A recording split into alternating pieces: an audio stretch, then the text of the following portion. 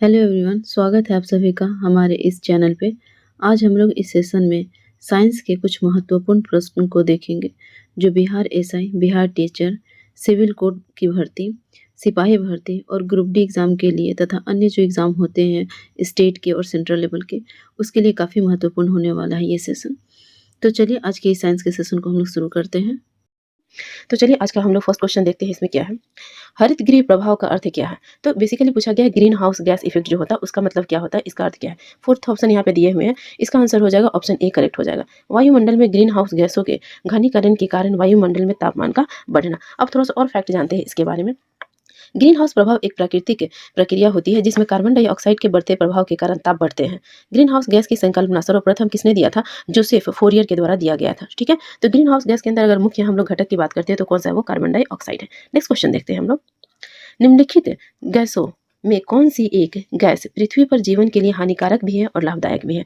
तो उसमें इसका आंसर क्या हो जाएगा? 42 का आंसर हो जाएगा आपका डी, इसका कार्बन डाइऑक्साइड हो जाएगा। ठीक है, के बारे में कार्बन डाइऑक्साइड गैस पृथ्वी पर जीवन के लिए हानिकारक और लाभदायक दोनों है। पौधे कार्बन डाइऑक्साइड ग्रहण कर प्रकाश संश्लेषण की क्रिया द्वारा जीवन दायी ऑक्सीजन गैस का निर्माण करते हैं जो हमारे जीवन के लिए काफी लाभदायक होता है। ठीक है, अब नेक्स्ट हम लोग देखते हैं कार्टाजेना प्रोटोकॉल का संबंध किससे है? कार्टाजेना प्रोटोकॉल का संबंध किससे है? इसका सही ऑप्शन हो जाएगा ऑप्शन सी करेक्ट हो जाएगा, जैव सुरक्षा समझौता से संबंधित है। अब चलिए कुछ वर्ल्ड लेवल पे जो फेमस प्रोटोकॉल और है उनके बारे में थोड़ा सा हम लोग जानते हैं। नागोया प्रोटोकॉल भी जैव सुरक्षा समझौते से ही संबंधित है। तो जैव सुरक्षा समझौता से संबंधित है कार्टेजेना प्रोटोकॉल और दूसरा है नागोया प्रोटोकॉल। मॉन्ट्रिक्स रिकॉर्ड ये किससे संबंधित है? तो ये वेटलैंड के संरक्षण से संबंधित है। ठीक है, एक और हम लोग सुनते हैं नाम बासेल कन्वेंशन। बासेल कन्वेंशन किससे जुड़ा हुआ है? तो जो हाइजार्डियस वेस्ट है जो एक कंट्री से दूसरे कंट्री में ले जाया जाता है उस पर ये रोक लगाती है बासेल कन्वेंशन। रोटरडम कन्वेंशन किससे रोक लगाती है? तो ये जो पेस्टिसाइड हो जाता है और इंडस्ट्रियल जो केमिकल होते हैं उनके एक कंट्री से दूसरे कंट्री में जो ले जाया जाता है फिर उसकी जो डंपिंग वगैरह होती है उससे संबंधित है रोटरडम कन्वेंशन।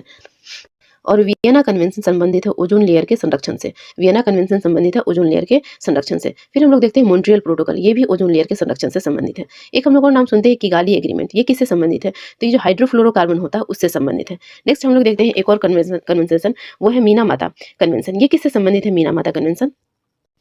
तो मरकरी का जो हम लोग इतने बड़े पैमाने पे इस्तेमाल करते हैं उसका जो हेल्थ पे और इन्वायरमेंट पे जो इफेक्ट है उससे संबंधित है ये मीना माता कन्वेंशन। अब नेक्स्ट क्वेश्चन को हम लोग देखते हैं। भारत में मैंग्रोव या ज्वारीय वन वनस्पति का सर्वाधिक विस्तार कहाँ पे है? मैंग्रोव सबसे ज्यादा कहाँ पे पाया जाता है ये आपसे पूछा जा रहा है। तो 44 का आंसर क्या हो जाएगा? ऑप्शन बी इसका सही होगा सुंदरवन। सुंदरवन में भारत में सबसे ज्यादा मैंग्रोव या ज्वारीय वन पाए जाते हैं। ज्वारीय वन डेल्टा प्रदेशों तथा समुद्र के ज्वार वाले भागों में अधिक पाए जाते हैं। इन्हें मैंग्रोव वनस्पति के नाम से जाना जाता है। इनका सर्वाधिक विस्तार सुंदरवन में पाया जाता है। नेक्स्ट हम लोग देखते हैं वन जीव संरक्षण अधिनियम किस वर्ष पारित हुआ था? तो वन जीव संरक्षण अधिनियम कब पारित हुई थी? ये पारित हुई थी 1972 में। ऑप्शन बी इसका करेक्ट हो जाएगा। भारत में वन जीव संरक्षण अधिनियम को 9 सितंबर 1972 को पारित किया गया था। ठीक है, इस अधिनियम में कुल 66 धाराएं हैं। अब इसके अलावा कुछ और 2-3 महत्वपूर्ण अधिनियम के बारे में हम लोग देख लेते हैं। वाइल्ड लाइफ प्रोटेक्शन एक्ट ये कब पारित हुआ था? 1972 में। इसके अलावा water prevention and convention of pollution act ये 1974 में पारित हुआ था। फॉरेस्ट कन्वेंशन एक्ट 1980 में पारित हुई थी। Air prevention and control of pollution act 1981 में पारित हुई थी।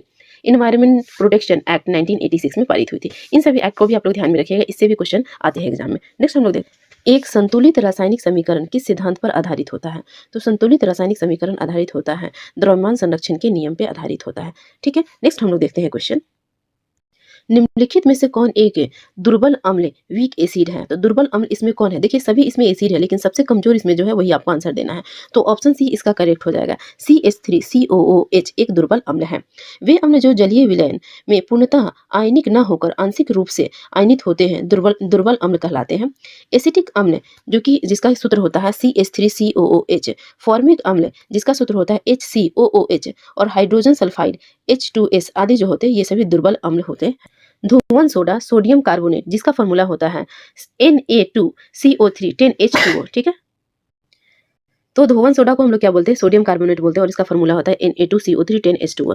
नेक्स्ट देखते हैं कॉस्टिक सोडा, इसको हम लोग सोडियम हाइड्रो ऑक्साइड के नाम से जानते हैं जिसका फॉर्मूला होता है NaOH। नेक्स्ट है पोटेशियम नाइट्रेट जिसकी फॉर्मूला होती है KNO3 और इसका उपयोग करते हैं बारूद बनाने में। देखिए ये सब अभी हम लोग जितना 3-4 फॉर्मूला और उसके नाम पर है ये सब बिहार ऐसे कि प्रीलिम्स में इसमें से कुछ न कुछ क्वेश्चन पूछे हुए हैं। अब लोग नेक्स्ट देखते हैं निम्नलिखित में से कौन सा क्लोरोफिल का घटक नहीं है? इसमें आपसे पूछा जा रहा है क्लोरोफिल का जो घटक नहीं है उसके बारे में आप बताएं। तो इसका आंसर क्या हो जाएगा? इसका आंसर हो जाएगा कैल्शियम। ये क्लोरोफिल का घटक नहीं है, ऑप्शन ए। बाकी कार्बन, मैग्नीशियम और हाइड्रोजन ये तीनों क्लोरोफिल के घटक हैं। कार्नेटाइट निम्नलिखित में से किस धातु का अयस्क है? कार्नेटाइट किसका अयस्क है ये आपको बताना है। तो इसका आंसर हो जाएगा सी, यूरेनियम का अयस्क है कार्नेटाइट। अब हम कुछ और धातु और उसके अयस्क के बारे में देख लेते हैं। एल्यूमिनियम, इसके अयस्क कौन कौन से हैं? क्रायोलाइट, बॉक्साइट, कोरंडम और काओलिन, ये सभी एल्यूमिनियम के अयस्क हैं। मैग्नीशियम के अयस्क देखते हैं डोलोमाइट, इप्सम लवण और कार्नेलाइट। पोटेशियम के अयस्क हैं कार्नेलाइट और नाइटर। यूरेनियम के अयस्क है कार्नेटाइट और पिंचब्लेंड। ठीक है, तो कार्नेलाइट किसका अयस्क है? मैग्नीशियम का भी अयस्क है। और दूसरा हम लोग और देखते हैं, एक और है कार्नेटाइट। देखिए नाम में थोड़ा सा फर्क है। कार्नेटाइट किसका है? यूरेनियम का अयस्क है। नेक्स्ट क्वेश्चन हम लोग देखते हैं। निम्नलिखित वाक्यों पर विचार कीजिए, इसमें जो सही है उसके बारे में आपको बताना है। क्लोरीन, ब्रोमीन हैलोजन वर्ग के तत्व हैं।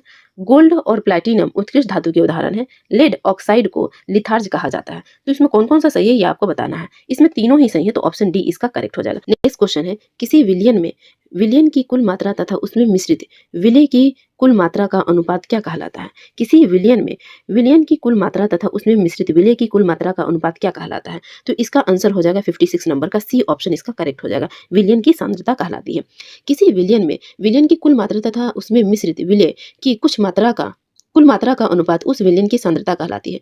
दूसरे शब्द में अगर हम लोग जाने तो किसी विलयन की प्रति इकाई मात्रा में उपस्थित विलय की मात्रा को विलयन की सांद्रता कहते हैं। अगर फॉर्मूला के तौर पे देखें तो विलयन की सांद्रता बराबर होता है विलय की मात्रा अपॉन विलयन की मात्रा। नेक्स्ट क्वेश्चन हम लोग देखते हैं। निम्नलिखित में से किसे लकड़ी के एल्कोहल के रूप में जाना जाता है? तो लकड़ी के एल्कोहल के रूप में इनमें से किसको जाना जाता है? इसका आंसर क्या हो जाएगा? ऑप्शन ए करेक्ट हो जाएगा। मिथिल अल्कोहल को लकड़ी के अल्कोहल के रूप में जाना जाता है। मिथिल अल्कोहल जिसे हम लोग मेथेनॉल भी बोलते हैं, इसका फॉर्मूला होता है CH3OH। ये जो होता है वो कास्ट स्पिरिट के रूप में जाना जाता है, क्योंकि इसे लकड़ी के भंजक आसवन से प्राप्त किया जाता है। मेथेनॉल सबसे सरल अल्कोहल है। ये हल्का, वाष्पशील, रंगहीन, ज्वलनशील द्रव्य है जिसकी गंध एथेनॉल जैसे होती है। मनुष्य द्वारा इसकी अधिक सेवन के कारण अंधापन या मृत्यु हो सकती है। पौधे के मूल या जड़ द्वारा जल का अवशोषण किस क्रिया से होता है? तो 58 का करेक्ट आंसर हो जाएगा ऑप्शन बी, परासरण के द्वारा होता है। किसके द्वारा होता है? परासरण के द्वारा होता है। परासरण के द्वारा पौधे अपने मूल रोम या फिर रूट हेयर से जल अवशोषित करते हैं। पौधे की कोशिकाओं में परासरण द्वारा जल का संचरण होता है। यह क्रिया जाइलम ऊतक द्वारा संपन्न होता है। तो ये क्रिया किस ऊतक से होती है? पौधे के जाइलम ऊतक से होती है। जाइलम ऊतक से होती है। स्टोमाटा को खुलने तथा बंद होने में परासरण की मुख्य भूमिका होती है। तो निम्नलिखित में से कौन सा लवक फूलों तथा बीजों को रंग प्रदान करता है? तो फूल और बीज को रंग प्रदान किसके द्वारा किया जाता है? क्रोमोप्लास्ट के द्वारा प्रदान किया जाता है। क्रोमोप्लास्ट फूलों और बीजों की विभिन्न रंग प्रदान करता है। क्रोमोप्लास्ट रंगीन लवक होता है। ल्यूकोप्लास्ट मुख्यतः जड़ की कोशिकाओं में पाया जाता है और पोषक तत्वों का संचय का कार्य करता है, जिसमें स्टार्च, प्रोटीन तथा वसा जैसे पदार्थ संचित रहते हैं। ल्यूकोप्लास्ट एक रंगहीन लवक होता है। क्लोरोप्लास्ट मुख्यतः पत्तियों में पाया जाता है, जो भोजन के संश्लेषण में सहायक होता है। इसलिए इसको हम लोग क्या बोलते हैं? किचन बोलते हैं प्लांट का। ठीक है, नेक्स्ट हम लोग क्वेश्चन देखते हैं 60 नंबर। इसमें क्या बोला है? निम्नलिखित में से कौन सा फ्लोएम का भाग नहीं है? अब ये फ्लोएम क्या है? तो ये प्लांट का एक ऊतक है। ठीक है, फ्लोएम। तो फ्लोएम का जो भाग नहीं है उसे आपको बताना है। इसका आंसर क्या हो जाएगा? इसका डी आंसर करेक्ट हो जाएगा, वाहिकाएं। वाहिकाएं जो होती है वो फ्लोएम की भाग नहीं होती। बाकी चालनी नलिकाएं, सहकोशिकाएं और वाष्ट तंतु ये सभी फ्लोएम के भाग होती है। ठीक है, तो फ्लोएम के 4 तत्वों का बना होता है। फ्लोएम कितने तत्वों का बना होता है? 4 तत्वों का बना होता है। वो होता है चालनी नलिकाएं, सहकोशिकाएं, फ्लोएम या वाष्ट तंतु, और चौथा जो होता है वो फ्लोएम मृदुतक। क्या होता है? फ्लोएम मृदुतक होता है। तो ये चारों जो है वो फ्लोएम के पार्ट होते हैं। जब हम लोग प्लांट के ऊतक के बारे में देखे हैं तो इसके बारे में कुछ फैक्ट लूसेंट से हम लोग देख लेते हैं। पादप ऊतक। पादप ऊतक के बारे में जान लेते हैं। तो ऊतक होता क्या है? ये उत्पत्ति, संरचना और कार्य की दृष्टि से एक जैसा दिखने वाला एक कोशिकाओं का समूह होता है, जिसे हम लोग ऊतक कहते हैं। पादप ऊतक की अगर हम अलग अलग टाइप की बात करते हैं तो इसका पहला टाइप होता है विभज्योतक ऊतक, जिसे हम लोग मेरिस्मेटिक टिश्यू बोलते हैं। अभी मेरिस्मेटिक टिश्यू का काम क्या होता है? तो इससे प्लांट में जो वृद्धि होती है वो इसी की वजह से होती है, और प्लांट के जो अलग अलग पार्ट होते हैं वो मेरिस्मेटिक टिश्यू की ही वजह से बनते हैं। अब मेरिस्मेटिक टिश्यू के कुछ टाइप्स को देख। शीर्षस्थ विभज्योतक या फिर एपिकल मेरिस्मेटिक टिश्यू, इसका काम क्या होता है? तो ये जो ऊतक होता है वो जड़ों तथा तनों के शीर्ष पर पाया जाता है। पौधे की प्राथमिक वृद्धि जो होती है वो शीर्षस्थ विभज्योतक ऊतक की वजह से ही होती है। अब दूसरा इसका सब टाइप होता है पार्श्व विभज्योतक ऊतक, ये लेटरल मेरिस्मेटिज्म टिश्यू। इसका काम क्या होता है?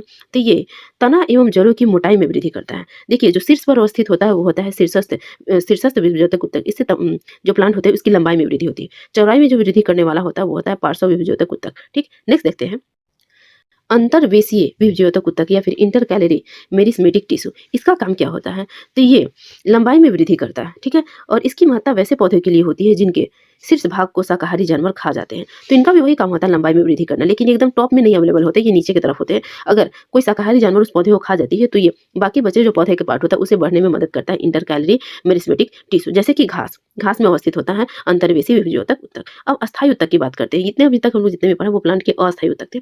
अस्थायी उत्तक के बारे में बात करते हैं। प्लांट के अस्थायी उत्तक में आता है जटिल उत्तक या फिर कॉम्प्लेक्स टिश्यू, ठीक है। अब इसके अंदर में जो आता है उसके अंदर हम लोग देखते हैं जाइलम। जाइलम का क्या काम होता है, ये कास्ट भी कह देते हैं इसको हम लोग, जाइलम को कास्ट जो लकड़ी होता है उसके तरह भी इसको हम लोग जानते हैं। ये एक संवहनी उत्तक होता है जिसका काम होता है जल और खनिज लवण का संवहन करना। ये पौधों को यांत्रिक दृढ़ता प्रदान करता है। तो आप लोग को दो फैक्ट याद रखना, एक तो ये कि जाइलम जल और खनिज लवण को संवहन करता है, दूसरा ये प्लांट को यांत्रिक दृढ़ता प्रदान करता है। अब हम लोग देखते हैं फ्लोएम के बारे में। फ्लोएम क्या होता है, तो फ्लोएम भी एक अस्थायी उत्तक है जो प्लांट के अंदर पाया जाता है, जिसका कार्य होता है पत्तियों द्वारा बनाए गए भोजन को पौधे के अन्य भागों तक पहुंचाना, ठीक है। तो ये फ्लोएम का कार्य होता है। अन्य उत्तक को देखते हैं। अब पैरेनकाइमा का कार्य क्या होता है, इसका कार्य होता है भोजन को संग्रहित और अवशोषण करना। तो प्लांट के अंदर जो भोजन होता है उसको संग्रहित और अवशोषित करने का कार्य करता है पैरेनकाइमा। इन्हें खाद्य भंडार उत्तक के रूप में जाना जाता है। भोजन को संग्रहित और अवशोषित करने की वजह से खाद्य भंडार उत्तक के नाम से जाना जाता है। नेक्स्ट उत्तक के बारे में देखते हैं, एस्केलेनकाइमा। ये एस्केलेनकाइमा जो होता है वो पौधे में पाया जाने वाला एक प्रकार का अस्थायी उत्तक है जो पौधे को कठोर और कारा बनाता है, ठीक है। तो आपको बेसिकली उत्तक में ये ध्यान रखना है कि कौन सा उत्तक अस्थायी है, कौन अस्थायी है और किसका मुख्य कार्य क्या है। तो जैसे इसका मुख्य कार्य है कठोर और कारा बनाना पौधों को, ठीक। एस्केलेनकाइमा पौधे में सहायक उत्तक है। यह कहा जा सकता है कि ये कोशिकाएं विभिन्न कठोर काष्ठीय कोशिकाओं से बनी होती है। एस्केलेनकाइमा कोशिकाएं पौधे के उत्तकों में प्रमुख सहायक कोशिका के तरह कार्य करता है जो लंबाई को रोकती है, ठीक है। अब हम लोग आगे देखते हैं। जल संवहन नाल तंत्र, वाटर वेस्कुलर सिस्टम की उपस्थिति किस संघ के जंतुओं का लक्षण है। तो इसका आंसर क्या हो जाएगा, डी इसका करेक्ट आंसर हो जाएगा। इकाइनोडर्मेटा। इकाइनोडर्मेटा संघ के जो जंतु होते हैं उनका लक्षण होता है जल संवहन नाल तंत्र की उपस्थिति उसमें होती है। संघ इकाइनोडर्मेटा का कुछ प्रमुख लक्षण अगर हम लोग देखें तो उनमें कौन कौन से लक्षण पाए जाते हैं। इस संघ के जंतु समुद्री होते हैं, ठीक है, और ये एक लिंगी होते हैं। आगे हम लोग देखते हैं, रक्त का थक्का बनने में मदद करता है। तो रक्त के थक्का बनने में कौन सा इनमें से मदद करेगा, ये आपका करेक्ट आंसर इसमें क्या हो जाएगा, ए थ्रोम्बोसाइट। थ्रोम्बोसाइट रक्त को थक्का बनने में मदद करता है। नेक्स्ट हम लोग देखते हैं, निम्नलिखित में से कौन सा रोग संक्रामक रोग के उदाहरण है। तो इसका आंसर क्या हो जाएगा, 63 का आंसर हो जाएगा ए मलेरिया। मलेरिया जो होता है वो संक्रामक रोग का उदाहरण है। बाकी जो है मधुमेह, रक्तहीनता और गठिया ये संक्रामक रोग के उदाहरण नहीं है। सूक्ष्म जीव रोगाणुओं के कारण होने वाले रोग संक्रामक रोग कहलाते हैं, जैसे कि कॉलेरा, इन्फ्लुएंजा, न्यूमोनिया, मलेरिया तथा फाइलेरिया ये सभी संक्रामक रोग होते हैं। तो संक्रामक रोग कौन कौन से होते हैं, कॉलेरा, इन्फ्लुएंजा, न्यूमोनिया, मलेरिया और फाइलेरिया। आगे क्वेश्चन हम लोग देखते हैं, भैंसों की उत्तम नस्लें मेहसाना और सुरती किस क्षेत्र में पाया जाता है। तो ये कहाँ पे पाया जाता है, गुजरात के अंदर। ऑप्शन सी करेक्ट हो जाएगा। तो मेहसाना और सुरती किसकी किस्म है, भैंस की किस्म है। देखिए बिहार एसआई में अक्सर जो एनिमल होते हैं इनका किस्म भी पूछा जाता है कि ये किस एनिमल की किस्म है। नेक्स्ट हम लोग क्वेश्चन देखते हैं, निम्नलिखित में से पौधे की वृद्धि को नियंत्रित करने वाला हार्मोन कौन सा है। ऑक्सीन। ऑक्सीन जो हार्मोन होता है वो पौधे की वृद्धि को नियंत्रित करता है। अब चलिए हम लोग थोड़ा सा पौधे के जो अंदर पाए जाने वाले डिफरेंट हार्मोन होते हैं उसके बारे में जानते हैं। पौधे के अंदर कुल 7 तरह के हार्मोन पाए जाते हैं। ये कौन कौन से हैं, oxygen, gibberellin, cytokinin, abscisic acid, ethylene, फ्लोरिजेंस और ट्राउमेटिन। अब इनका अलग अलग कार्य एक एक करके देख लेते हैं। ऑक्सीन का क्या कार्य होता है, तो इसका कार्य होता है पौधे की वृद्धि को नियंत्रित करना, ठीक है। दूसरा इसका कार्य होता है इसका निर्माण पौधे के ऊपरी हिस्सों में होती है। ये जो पौधे के आसपास में जो खरपतवार होता है उसको नष्ट करने का ये कार्य करता है और पत्तियों को विलगन को रोकता है। तो इसका कार्य क्या होता है, पौधे की वृद्धि को नियंत्रित करना, खरपतवार को नष्ट करना और पत्तियों के जो विलगन होती है, जो पत्तियां पौधे से टूट कर अलग होती है उसको नियंत्रित करने का कार्य करता है ऑक्सीजन। दूसरा, फल जो पौधे से गिरते हैं, देखिएगा छोटे छोटे फल भी जो होते हैं बड़े नहीं हुए तो वो गिर जाते हैं, तो ऑक्सीजन की कमी से गिरते हैं। तो इसका कार्य पत्तियों को गिरने से रोकना, फलों को गिरने से रोकना और क्या कह रहा होता है, खरपतवार को नष्ट करना और पौधे की वृद्धि को नियंत्रित करना। ये ऑक्सीजन का कार्य होता है। नेक्स्ट हम लोग देखते हैं जिब्रेलिन। अब जिब्रेलिन का क्या काम होता है, तो ये बौने पौधे को लंबा करता है। मतलब कि पौधे की जो लंबाई चौड़ाई में वृद्धि होती है, हट्टा कट्टा होता है, वो जिब्रेलिन की वजह से होता है।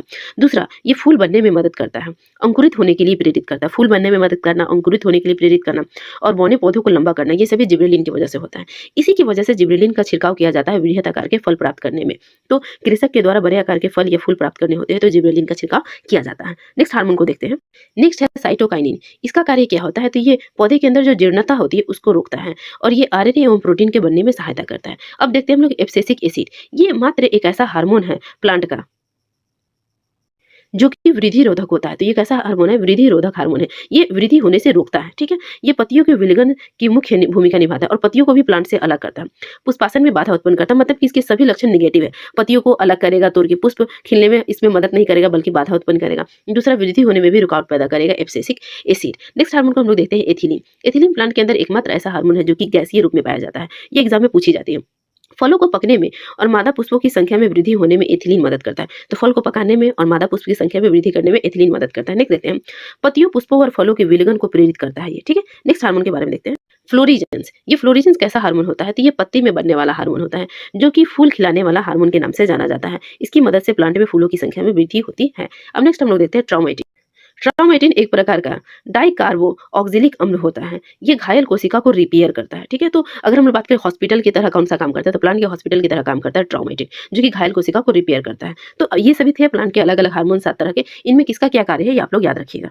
नेक्स्ट क्वेश्चन है, पृथ्वी के ध्रुव पर जी का मान क्या होता है? तो ध्रुव पर अगर हम लोग जी का मान बोले तो ध्रुव पे सबसे ज्यादा जी का मान होता है 20 सर्वाधिक। अगर न्यूनतम बोले तो जी का मान कहाँ पे होता है? तो ये विषुवत रेखा पर जी का मान सबसे कम होता है, ध्रुव पर जी का मान सबसे ज्यादा होता है। अगर हम लोग पृथ्वी की सतह से ऊपर या नीचे जाते हैं तो जी के मान में कमी आती है। नेक्स्ट हम लोग 67 नंबर देखते हैं, फोटोन कण की खोज किसके द्वारा की गई थी? तो फोटोन की खोज किसके द्वारा की गई थी? आइंस्टाइन ने की थी फोटोन की खोज। नेक्स्ट हम लोग देखते हैं 68 नंबर, जब ध्वनि एक माध्यम से दूसरे माध्यम में जाती है तो क्या अपरिवर्तित रहता है? इनमें क्या अपरिवर्तित रहता है ये आपको बताना है। तो आवृत्ति अपरिवर्तित रहती है। देखिए, दो चीज है जो कि ध्वनि में कभी भी बदलती नहीं है, एक तो दाब और दूसरी आवृत्ति। ये दो चीज आप लोग ध्यान में रखेंगे। थोड़ा सा लूसेंट के फैक्ट को देख लेते हैं ताकि ये टॉपिक ही हमारा कंप्लीट हो जाए। यहाँ देखिए, ध्वनि ध्वनि क्या है? तो एक अनुदैर्ध्य यांत्रिक तरंग है। ये एग्जाम में पूछा जाता है। ध्वनि एक अनुदैर्ध्य यांत्रिक तरंग है जिस पे चाल, तरंग दैर्ध्य और घनत्व का प्रभाव पड़ता है, ताप का प्रभाव पड़ता है, आर्द्रता, प्रत्यास्थता, इन सभी का प्रभाव पड़ता है, लेकिन दाब और आवृत्ति का कोई प्रभाव नहीं पड़ता है। ध्वनि की आवृत्ति को अगर अलग अलग तरीके से हम लोग देखें तो ये 3 तरह की होती है, अवश्रव्य ध्वनि और प्राश्रव्य ध्वनि और श्रव्य ध्वनि। अवश्रव्य ध्वनि कितनी तक की होती है? तो 20 हर्ट्ज से नीचे तक की जो ध्वनि होती है उसे हम लोग अवश्रव्य ध्वनि कहते हैं।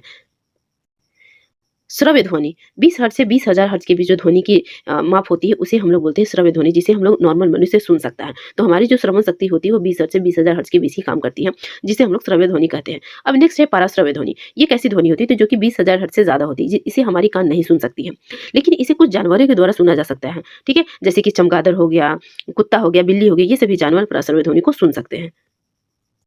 पराश्रव्य ध्वनि का उपयोग कहाँ पे होता है? तो पराश्रव्य ध्वनि का उपयोग होता है संकेत भेजने में, समुद्र की गहराई का पता लगाने में। देखिए, ये बिहार एसआई प्री में क्वेश्चन पूछा गया है, समुद्र की गहराई पता लगाने में, कीमती कपड़ों, वायुयान और घड़ियों के जो पुर्जे होते हैं उनको साफ सफाई करने में, कल कारखानों की चिमनियों की कालिख जो होती है उसको हटाने में, दूध के अंदर के हानिकारक जीवाणुओं को नष्ट करने में, गठिया रोग के उपचार में, मस्तिष्क के ट्यूमर का पता लगाने में, इन सभी चीज में पराश्रव्य तरंगों का उपयोग किया जाता है।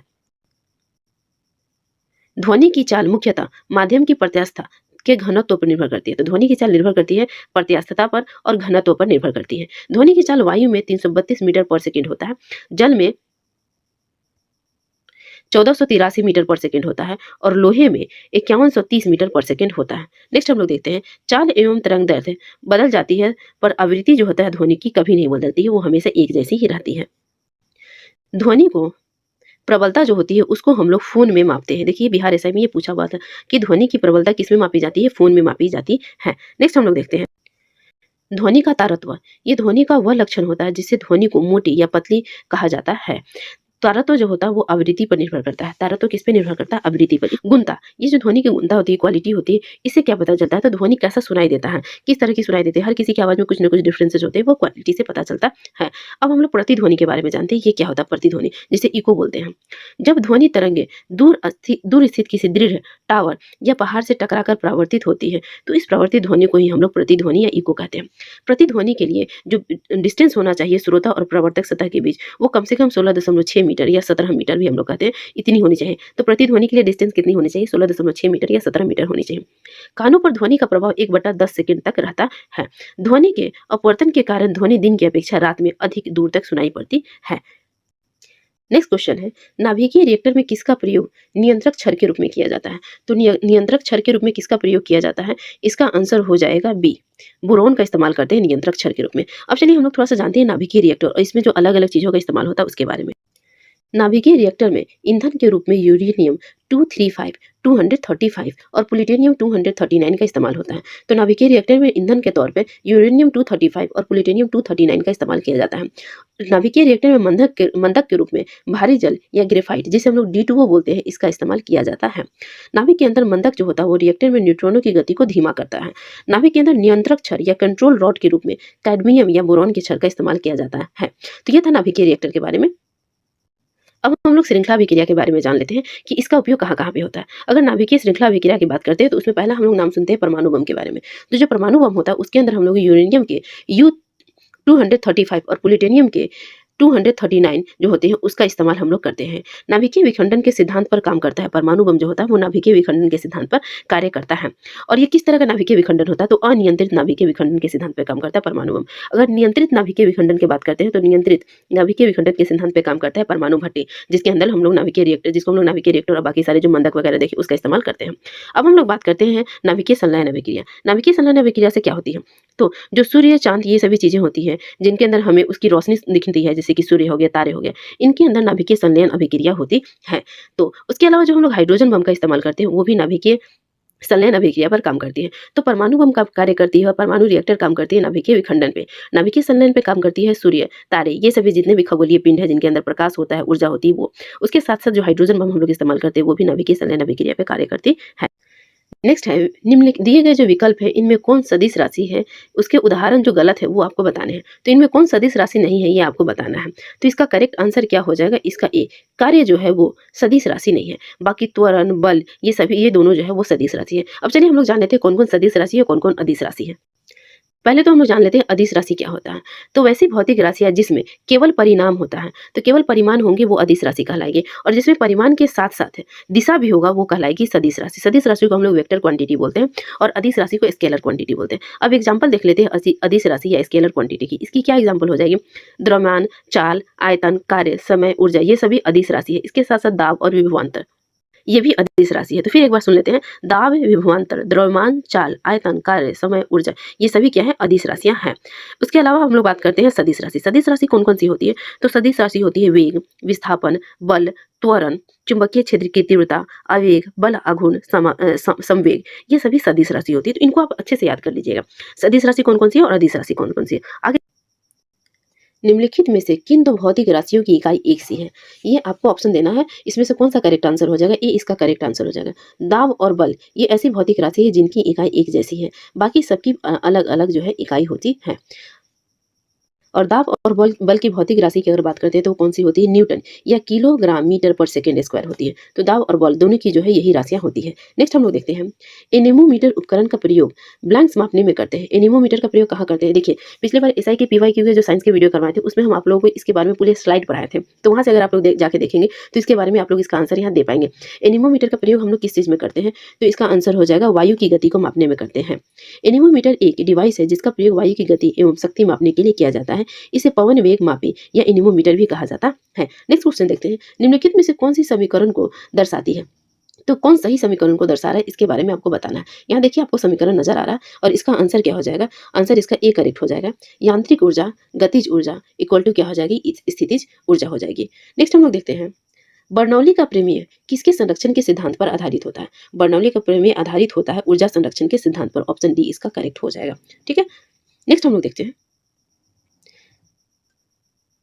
निम्नलिखित में से किसकी भिन्नता के कारण संपीड़न और विरल उत्पन्न होता है। तो किसकी भिन्नता के कारण संपीड़न और विरल उत्पन्न होता है, इसका बी करेक्ट हो जाएगा, हवा के दाब की वजह से। जब किसी ध्वनि स्रोता से वायु में ध्वनि उत्पन्न हो जाती है तो यह ध्वनि वायु में तेजी से गति करती है, तब वायु में संपीड़न तथा विरलीकरण की एक श्रेणी बन जाती है। यही संपीड़न तथा विरल ध्वनि तरंग बनता है जो माध्यम से होकर संचारित होता है। संपीड़न उच्च दाब का क्षेत्र तथा विरल निम्न दाब का क्षेत्र होता है। अतः हवा के दबाव की भिन्नता के कारण संपीड़न तथा विरलीकरण उत्पन्न होती है। नेक्स्ट हम लोग क्वेश्चन देखते हैं, आभासी और सीधी छवि के लिए दर्पण का आवर्धन होता है। तो दर्पण का आवर्धन इस समय कैसा होता है ये आपको बताना है, इसका ये आंसर करेक्ट हो जाएगा, धनात्मक होता है। आभासी और सीधी छवि के समय दर्पण का आवर्धन कैसा होता है, धनात्मक होता है। नेक्स्ट है, निम्नलिखित में से कौन सा परमाणु के बारे में सत्य नहीं है। तो इसके बारे में जो सत्य नहीं है वो हो जाएगा ऑप्शन ए, दो तत्वों के परमाणु समान होते हैं, ये सत्य नहीं है, बाकी सभी सत्य है। परमाणु का आकार बहुत छोटा होता है, एक तत्व के परमाणु सभी अवस्थाओं में समान होता है। ठीक है, तो ये दोनों सही है, लेकिन ये ऑप्शन ए करेक्ट नहीं है। नेक्स्ट हम लोग देखते हैं धातुओं की पतली तार के रूप में ढालने की विशेषता क्या कहलाती है। तो धातुओं को जो हम लोग अलग अलग आकृति में ढालते हैं तो इसकी किस विशेषता के कारण संभव हो पाती है, ये हो पाती है तन्यता के कारण। ठीक है, नेक्स्ट हम लोग देखते हैं जल शोधन की कौन सी प्रक्रिया प्रयोग किया जाता है। तो जल शोधन के लिए हम लोग कौन सा प्रक्रिया इस्तेमाल करते हैं, इसमें करेक्ट आंसर क्या हो जाएगा, विपरीत परासरण का इस्तेमाल करते हैं जल शोधन के लिए। विपरीत परासरण द्वारा जल को शुद्ध किया जाता है।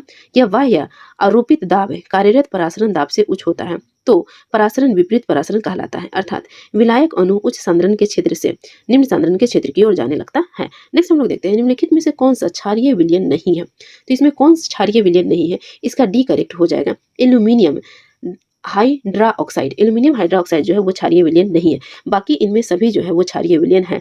Calcium hydra oxide, sodium hydra oxide और मैग्नीशियम हाइड्रा ऑक्साइड ये तीनों क्षारीय विलयन है, बाकी एल्यूमिनियम हाइड्रा ऑक्साइड क्षारीय विलयन नहीं है। नेक्स्ट क्वेश्चन हम लोग देखते हैं निम्नलिखित में से कौन सा नीले लिटमस को लाल कर देता है। तो नीले लिटमस को लाल करता है वो कौन है, इसमें डी इसका ऑप्शन करेक्ट हो जाएगा सिरका। ठीक है, सिरका जो होता है इसकी पीएच वैल्यू 7 से कम होती है। ठीक है, नीले लिटमस को लाल कर देता है, अतः सिरका नीले लिटमस को लाल करेगा। ठीक है ना, तो अब हम लोग देख लेते हैं थोड़ा सा लिटमस के बारे में। अम्लीय विलयन लिटमस को लाल कर देता है, क्षारीय विलयन लिटमस को नीला कर देता है और उदासीन विलयन लिटमस को बैंगनी कर देता है। अगर हम लोग मिथाइल ऑरेंज का इस्तेमाल करते हैं तो अम्लीय विलयन मिथाइल ऑरेंज को गुलाबी कर देता है, क्षारीय विलयन मिथाइल ऑरेंज को पीला कर देता है और उदासीन विलयन मिथाइल ऑरेंज को नारंगी कर देता है। फिनोफ्थेलिन का अगर इस्तेमाल करके जानते हैं कि विलयन का रंग कैसा होगा, तो अम्लीय विलयन फिनोफ्थेलिन को रंगहीन कर देता है, क्षारीय विलयन फिनोफ्थेलिन को गुलाबी कर देता है और उदासीन विलयन फिनोफ्थेलिन को रंगहीन कर देता है। तो ये कुछ हमारे पैमाने हैं जिससे हम पता कर पाते हैं कि कौन सा विलयन अम्लीय है, क्षारीय है या उदासीन है। नेक्स्ट क्वेश्चन की तरफ हम लोग बढ़ते हैं। तत्व FCl, Br, I और AT को सामान्यतः किस नाम से जाना जाता है। तो इनको हम लोग किस नाम से जानते हैं, देखिए हम लोग पुराना वाला जो स्लाइड पढ़े थे उसमें हम लोग पढ़े थे फ्लोरीन, क्लोरीन, ब्रोमीन। तो इनको हम लोग किस धातु के अंदर में रखे थे, हैलोजन धातु। तो 72 का क्या आंसर हो जाएगा, हैलोजन धातु इसका करेक्ट आंसर हो जाएगा। जो एक्स्ट्रा फैक्ट मैं बता रही हूँ लूसेंट से या फिर गूगल से, वो आप लोग अच्छे से ध्यान में रखिए ताकि बाकी के क्वेश्चन आप लोग अच्छे से सोल्व कर सके। नेक्स्ट हम लोग देखते हैं 73 नंबर, अमोनिया का व्यावसायिक निर्माण किस प्रक्रिया से होता है। तो अमोनिया का व्यावसायिक निर्माण होता है हैबर प्रक्रिया से। हैबर विधि ऑप्शन सी करेक्ट हो जाएगा, इससे अमोनिया का व्यावसायिक निर्माण होता है। देखते हैं हम लोग आगे 74 नंबर, माइकोलॉजी का अध्ययन निम्नलिखित में किससे संबंधित है। पिछली बार जब हम लोग का साइंस का लेक्चर दिए थे उसमें हम आप लोग को बताए थे माइकोलॉजी, फाइकोलॉजी ये किसके अध्ययन को बोला जाता है। अब आप बताएं माइकोलॉजी किसके अध्ययन को बोला जाता है। तो ये कौको के अध्ययन को बोला जाता है, ऑप्शन सी करेक्ट हो जाएगा। और फाइकोलॉजी किसके अध्ययन को बोला जाता है, शैवाल के अध्ययन को बोला जाता है। नेक्स्ट हम लोग देखते हैं 75 नंबर, निम्नलिखित में से कौन सा एक कोशिका में अधिक मात्रा में पाया जाता है। तो कोशिका में इनमें से कौन सा है जो सबसे अधिक मात्रा में पाया जाता है, इसका करेक्ट आंसर हो जाएगा बी, जल हो जाएगा। नेक्स्ट हम लोग देखते हैं कोशिका जीवों के शरीर का रचनात्मक और क्रियात्मक इकाई होती है। कोशिका के भीतर निम्नलिखित रचनाएं पाई जाती है, केंद्रक एवं केंद्रिका, जीव द्रव्य, गोल्जी का और कनाभ सूत्र पाए जाते हैं। जिसके अंदर अगर हम ओवरऑल बात करते हैं तो किसकी संख्या सबसे ज्यादा होती है, जल की संख्या सबसे ज्यादा होती है। पौधे में लचीलापन किस ऊतक के कारण होता है, देखिए ये भी हम पढ़ा चुके हैं। तो किस ऊतक के कारण होता है पौधे के अंदर लचीलापन, ये आंसर आप लोग दीजिए।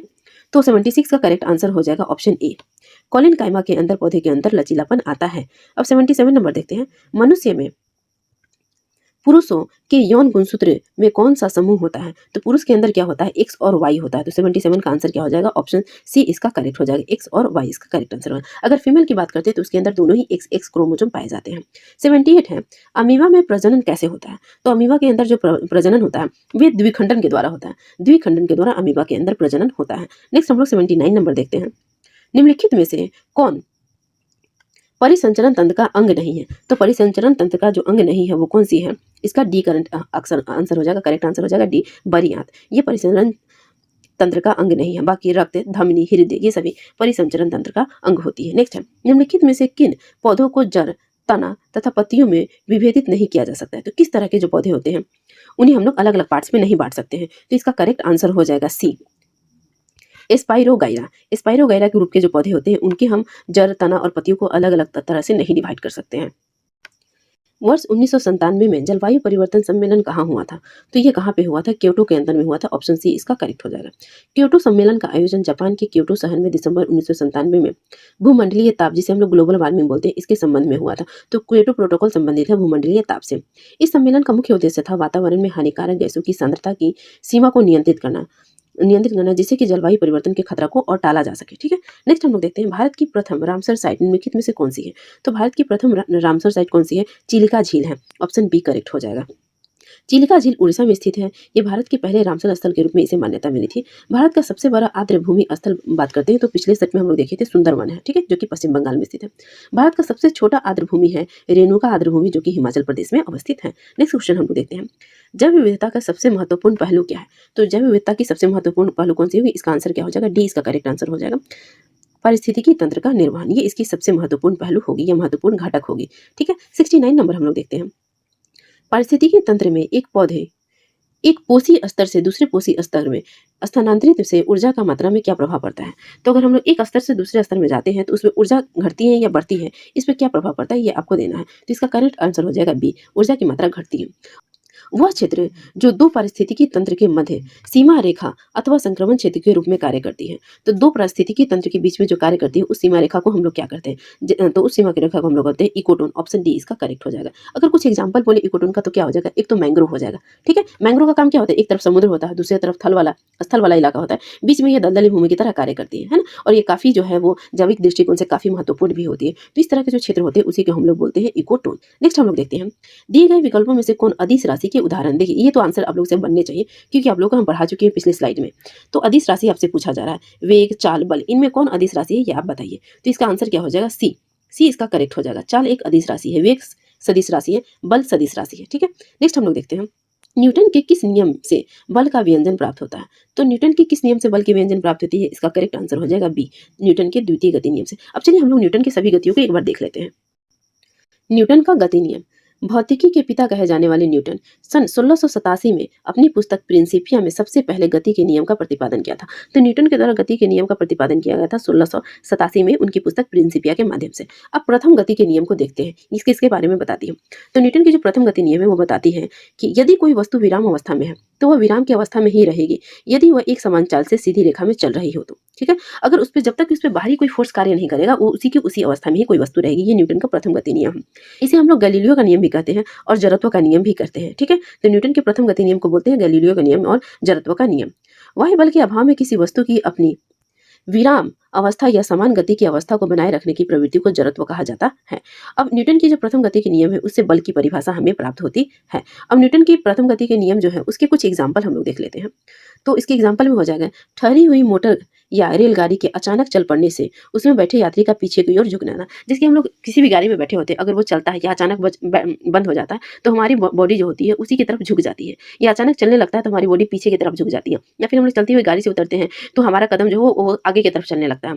ये सभी जो है वो जड़त्व के नियम पे बेस्ड है, मतलब कि न्यूटन के गति के प्रथम नियम पे बेस्ड है, ठीक है। दूसरा हम लोग देखते हैं, कंबल को हाथों से जब हम लोग पकड़ कर उसको डंडी से मारते हैं तो उसके धूल के जो कण होते हैं वो झड़ के गिर जाते हैं। ये न्यूटन के गति के प्रथम नियम की वजह से, मतलब कि जड़त्व की वजह से होता है। अब हम लोग देखते हैं न्यूटन के गति के दूसरे नियम। इसमें क्या बात कही गई है? तो इसमें बस कुछ और नहीं बोला गया, इसमें बल की परिभाषा हमें मिलती है। इतना बस आप लोग याद रखें, न्यूटन की गति के दूसरे नियम से बल की परिभाषा मिलती है। प्रथम नियम दूसरे नियम का ही अंग है ऐसा बोला जाता है। न्यूटन की गति का प्रथम नियम जो है वो दूसरे गति का ही नियम है। अब न्यूटन गति के तीसरे नियम की बात करते हैं। इसमें क्या है? इसमें बस बोला गया है कि प्रत्येक क्रिया के बराबर और विपरीत दिशा में प्रतिक्रिया बल कार्य करती है। क्रिया जब हम लोग किसी को अगर मानिए अगर हम किसी चीज को धक्का देते हैं तो वो वस्तु भी विपरीत दिशा में उतनी ही फोर्स के साथ धक्का देती है। ये न्यूटन का तृतीय गति का नियम था। इसके कुछ उदाहरण उनके द्वारा दिए गए, जैसे कि बंदूक से जो गोली हम चलाते हैं तो जितनी वेग और जितनी फोर्स के साथ बंदूक की गोली आगे की तरफ जाती है बंदूक पे भी उतना ही धक्का पीछे की तरफ भी लगता है। नाव से किनारे पर जब हम लोग कूदते हैं तो देखते हैं नाव थोड़ा आगे की तरफ बढ़ जाता है। ये भी न्यूटन की गति के तीसरे नियम पे है। तो बंदूक से चली हुई गोली, नाव के किनारे पर हटना, रॉकेट का उड़ना, ये सभी न्यूटन की गति के तीसरे नियम पे काम करता है। देखिए ये रॉकेट का उड़ना, ये एसआई के एग्जाम के प्री में क्वेश्चन पूछ चुका है, ठीक है। तो रॉकेट का पीछे हटना ये सभी न्यूटन के तृतीय गति नियम पे कार्य करता है। अब हम लोग क्वेश्चन की तरफ वापस चलते हैं। ताप बढ़ने पर द्रव्य की श्यानता पर क्या प्रभाव पड़ता है? तो द्रव्य की श्यानता पर क्या प्रभाव पड़ती है? इसका आंसर हो जाएगा घटता है। ऑप्शन बी इसका करेक्ट हो जाएगा। जब ताप बढ़ती है तो द्रव्य की श्यानता जो है वो घटती है। नेक्स्ट हम लोग देखते हैं, जरा दृष्टि दोष को दूर करने के लिए किस लेंस का इस्तेमाल किया जाता है? तो जरा दृष्टि दोष के लिए हम लोग कौन सा लेंस इस्तेमाल करते हैं? इसका करेक्ट आंसर हो जाएगा सी, बाइफोकल लेंस का इस्तेमाल करते हैं जरा दृष्टि दोष दूर करने के लिए। नेक्स्ट देखते हैं हम लोग, निम्नलिखित में से किसकी वेधन क्षमता एवं आयनन क्षमता सबसे अधिक होती है? तो वेधन क्षमता और आयनन क्षमता इनमें किसकी सबसे अधिक होती है? ऑप्शन आप लोग देख ले, इसका करेक्ट आंसर हो जाएगा गामा किरण और अल्फा किरण। ऑप्शन के हिसाब से सी करेक्ट हो जाएगा। गामा और अल्फा किरण की वेधन क्षमता और आयनन क्षमता सबसे अधिक होती है। निम्नलिखित में कौन सही सुमेलित नहीं है? जो नहीं है उसके बारे में आंसर देना है। इधर में विद्युत चुम्बकीय त्वरण है, दूसरी तरफ खोज करता है। तो इसका करेक्ट आंसर क्या होगा? देखिए, इसका करेक्ट आंसर डी हो जाएगा। डी सही सुमेलित नहीं है, बाकी सब सही सुमेलित है। गामा किरण की खोज की गई थी पॉल विलार्ड के द्वारा, दृश्य किरण की खोज की गई थी न्यूटन के द्वारा, और रक्त किरण की खोज की गई थी हर्सेल के द्वारा, और दीर्घ किरण की खोज की गई थी मार्कोनी के द्वारा। किसके द्वारा की गई थी? ये यहाँ गलत दिया हुआ, मार्कोनी के द्वारा की गई थी। दृश्य किरण की खोज की गई थी। ठीक है, तो आप लोग इसको याद रखिएगा। गामा किरण पॉल विलार्ड, दृश्य किरण न्यूटन, और रक्त किरण हर्सेली, दीर्घ किरण मार्कोली। नेक्स्ट हम लोग क्वेश्चन देखते हैं। ध्वनि की चाल सामान्यतः जल में कितनी होती है? देखिए, आप लोग को थोड़ा देर पहले पढ़ाए थे, जल में ध्वनि की चाल कितनी होती है? इसका करेक्ट आंसर हो जाएगा सी, 1483 मीटर पर सेकंड होती है। हवा में अगर जो ध्वनि की चाल बोलते हैं तो हवा में ध्वनि की चाल कितनी होती है? 332 मीटर पर सेकंड होती है। नेक्स्ट हम लोग देखते हैं, रक्त के थक्का का पता लगाने में किस समस्थानिक का प्रयोग किया जाता है? तो नीचे कुछ दिए हुए हैं सब्सटेंस। अब इनमें से किसका हम लोग इस्तेमाल करते हैं रक्त का थक्का बनता है उसके बारे में पता करने के लिए? तो इसका सही आंसर हो जाएगा Na24, ऑप्शन बी इसका करेक्ट हो जाएगा। Na24 का इस्तेमाल करते हैं रक्त का थक्का बनने में। Na क्या होता है? सोडियम होता है ना, तो रक्त का थक्का का पता लगाने के लिए सोडियम 24 का प्रयोग किया जाता है। जबकि चट्टान की आयु ज्ञात करने में हम लोग किसका इस्तेमाल करते हैं? यूरेनियम 235 का इस्तेमाल करते हैं। चट्टान के लिए यूरेनियम 235 और रक्त का थक्का पता करने के लिए सोडियम 24 का इस्तेमाल करते हैं। नेक्स्ट हम लोग देखते हैं, एक अच्छा ईंधन में कौन सा गुण नहीं होता है? ठीक है, तो अच्छा ईंधन का कौन क्वालिटी नहीं है वो आपको बताना है। तो सी इसका क्वालिटी नहीं है, बाकी सभी इसके क्वालिटी हैं। आसानी से उपलब्ध हो, हाँ ठीक है। जलने के पश्चात हानिकारक पदार्थ उत्पन्न ना करें, हाँ ठीक है। उसका प्रज्वलन ताप निम्न होना चाहिए, हाँ ठीक है। उसकी उष्मीय मान निम्न होनी चाहिए, नहीं, उष्मीय मान तो अधिक होनी चाहिए ना, उसकी टेम्परेचर अधिक होनी चाहिए ताकि कभी हम जलाएं और ज़्यादा काम कर सके। तो उष्मीय मान उसकी निम्न नहीं उच्च होनी चाहिए। ठीक है, नेक्स्ट देखते हैं हम लोग, काओलिन निम्नलिखित में से किसका अयस्क है? कायोलिन किसका अयस्क है? इसका आंसर आप लोगों को देना है, तो इसका सी करेक्ट हो जाएगा। एल्यूमिनियम का अयस्क है कायोलिन। ठीक है, एल्यूमिनियम के अन्य अयस्कों की हम लोग बात करें तो पिछले स्लाइड में देख चुके थे, एक बार और आप लोग देख लीजिए। बॉक्साइट, कोरंडम, क्रायोलाइट, कायोलिन, ये सभी एल्यूमिनियम के अयस्क होते हैं। नाइटर, कार्नेलाइट आदि जो होते हैं ये सभी पोटेशियम के अयस्क होते हैं। एक स्लाइड में आप लोग को अच्छे से बताएं, तो वहां से आप लोग इसको याद रखिएगा। अब यहाँ पे देखिए आवर्त सारणी के बारे में। आधुनिक आवर्त सारणी में वर्ग एवं आवर्तों की संख्या कितनी है ये आपको बतानी है। तो वर्ग और आवर्तों की संख्या आधुनिक आवर्त सारणी में है, ये ऑप्शन देख लीजिए आप लोग, फिर आंसर दीजिए। इसकी हो जाएगी 17 और 18 और 7, ऑप्शन ए करेक्ट हो जाएगा। आवर्तों की संख्या और वर्गों की संख्या, वर्ग 18 वर्ग होते हैं और 7 आवर्त होती है। नेक्स्ट क्वेश्चन देखते हैं, सोरेनसेन द्वारा पीएच स्केल किस वर्ष दिया गया था? तो पीएच स्केल किसके द्वारा दिया गया था? सोरेनसेन के द्वारा दिया गया था, और ये कब दिया गया था? तो 1909 में दिया गया था, ऑप्शन बी करेक्ट होगा। नेक्स्ट, कोशिका विभाजन मुख्यतः कितने प्रकार के होते हैं? कोशिका विभाजन कितने प्रकार के होते हैं इसका आंसर आपको देना है। तो 83 का आंसर क्या हो जाएगा? 3 प्रकार का होता है, ऑप्शन बी करेक्ट हो जाएगा। कोशिका विभाजन 3 प्रकार का होता है, और ये कौन कौन सा होता है? तो असूत्री विभाजन, समसूत्री विभाजन और अर्धसूत्री विभाजन होता है कोशिका का। कोशिका विभाजन की खोज 1885 में विरचाऊ ने की थी। सभी फैक्ट आप लोगों को ध्यान में रखने हैं। नेक्स्ट हम लोग देखते हैं, गंजापन के लिए कौन सा कवक जिम्मेवार होता है? गंजापन के लिए तो इसका सही आंसर हो जाएगा टीनिया कैपिटिस। टीनिया कैपिटिस की वजह से गंजापन होता है और ये कवक जनित बीमारी होती है। नेक्स्ट हम लोग देखते हैं, चावल, गेहूं एवं गन्ना किस कुल के पौधे के अंदर आते हैं? तो चावल, गेहूं, गन्ना जो आते हैं वो ग्रेमिनेसी कुल के अंदर में आते हैं। आप लोग इसे याद रखते हैं। ग्रेन ग्रेन हम लोग इस्तेमाल करते हैं किस चीज़ के लिए? चावल गेहूं के लिए ग्रेन इस्तेमाल करते हैं। तो चावल, गेहूं और गन्ना किसके अंदर में आएंगे? ग्रेमिनेसी कुल के अंदर में आएंगे। 86 देखते हैं, बौने पौधे को लंबा करने में कौन सा हार्मोन सहायक होता है? थोड़ी देर पहले आप लोगों को बताए थे, इसका आंसर क्या हो जाएगा? इसका आंसर हो जाएगा बी नंबर, जिब्रेलिन सहायक होता है। बौने पौधे को लंबा करने के लिए जिब्रेलिन सहायक होता है। अब नेक्स्ट क्वेश्चन देखते हैं, निम्नलिखित में से कौन द्वितीय उपभोक्ता के उदाहरण नहीं है? इसमें उदाहरण नहीं है, ये पूछ रहा है, द्वितीय उपभोक्ता का उदाहरण नहीं है। तो यहाँ देखिए ऑप्शन के हिसाब से क्या है यहाँ करेक्ट हो जाएगा? ए, बकरी जो है यहाँ पे गलत हो जाएगा, सही हो जाएगा, क्योंकि बकरी जो है वो द्वितीय उपभोक्ता का उदाहरण नहीं है। बाकी मोर, भेड़िया और लोमड़ी ये सभी जो है द्वितीय उपभोक्ता का उदाहरण है। ठीक है, द्वितीय उपभोक्ता के अंतर्गत वे जीव आते हैं जो प्राथमिक उपभोक्ता को अपने भोजन के रूप में प्रयोग करते हैं, जैसे लोमड़ी, भेड़िया आदि। ये सभी प्राथमिक उपभोक्ता, बकरी प्राथमिक उपभोक्ता का उदाहरण है, द्वितीय उपभोक्ता का उदाहरण नहीं है। मतलब कि प्राथमिक उपभोक्ता वो होते हैं जो डायरेक्ट जो है पेड़ पौधे इस तरह की हरी भरी चीजों को खाते हैं। तो प्लांट वाले चीजों को खाने वाले को प्राथमिक उपभोक्ता बोलते हैं, और जो इनको खाता है उनको हम लोग द्वितीय उपभोक्ता बोलते हैं। ठीक है, चलिए नेक्स्ट देखते हैं हम लोग, राइबोसोम का नामकरण किसके द्वारा किया गया था? तो राइबोसोम का नामकरण किया गया था रिचर्ड बी रॉबर्ट के द्वारा किया गया था। ऑप्शन बी इसका करेक्ट हो जाएगा। राइबोसोम का नामकरण किया गया था रिचर्ड बी रॉबर्ट के द्वारा। सर्वप्रथम रॉबिन्सन एवं ब्राउन ने 1953 में पादप कोशिका में तथा जीई पैलेट ने 1953 में जंतु कोशिका में राइबोसोम को देखा, और राइबोसोम का नामकरण 1958 में रिचर्ड बी रॉबर्ट के द्वारा किया गया था। राइबोसोम को प्रोटीन की फैक्ट्री के रूप में जाना जाता है। किसकी फैक्ट्री के रूप में जानते हैं? राइबोसोम को प्रोटीन की फैक्ट्री के रूप में जानते हैं। नेक्स्ट हम लोग देखते हैं, समसूत्री विभाजन के बारे में कौन सा कथन असत्य सत्य है। तो समसूत्री विभाजन के बारे में जो असत्य है वो है ऑप्शन डी, इनमें से कोई नहीं। मतलब कि ये सभी समसूत्री विभाजन के लिए सत्य है। क्या है? यह विभाजन कायिक कोशिका में होती है। हाँ, सही है। इस विभाजन में बहुत ही कम समय लगता है। ठीक है। इसकी सबसे छोटी अवस्था प्रोफेज है। इसकी सबसे छोटी अवस्था क्या है? प्रोफेज है। ठीक है। अब हम लोग और अगर विशेषताओं की बात करते हैं तो जो ये विभाजन होता है, ये इसकी सबसे छोटी अवस्था क्या होती है? प्रोफेज होता है। इस विभाजन के फलस्वरूप एक जनक कोशिका से 2 संतति कोशिका का निर्माण भी होता है। नेक्स्ट हम लोग देखते हैं निम्नलिखित में से कौन सा एंजाइम अग्नाशय द्वारा स्रावित नहीं होता है। तो अग्नाशय से कौन सी एंजाइम स्रावित नहीं होती है? वो है पेप्सिन। ऑप्शन ए इसका करेक्ट हो जाएगा। बाकी ट्रिप्सिन और लाइपेज ये सभी अग्नाशय से स्रावित होती है, लेकिन पेप्सिन अग्नाशय से स्रावित नहीं होती। नेक्स्ट देखते हैं रेड डेटा बुक का प्रथम प्रकाशन किस वर्ष किया गया था? तो आपसे पूछा जा रहा है बस यहाँ की रेड डेटा बुक जो है वो कब लॉन्च किया गया था, कब इसका इस्तेमाल किया जाना शुरू किया गया था? तो इसका आंसर क्या हो जाएगा? 1964। ऑप्शन बी इसका करेक्ट हो जाएगा। रेड डेटा बुक ऐसे पशु पक्षियों के बारे में जानकारी हमें देता है जो विलुप्त होने के कगार पर होते हैं। ठीक है। और इसकी पहली प्रकाशन कब हुई थी? 1964 में हुई थी। नेक्स्ट, हृदय मांसपेशी को कहते हैं। हृदय की मांसपेशियों को क्या कहा जाता है? इसका आंसर आपको देना है। तो हृदय की मांसपेशियों को कहा जाता है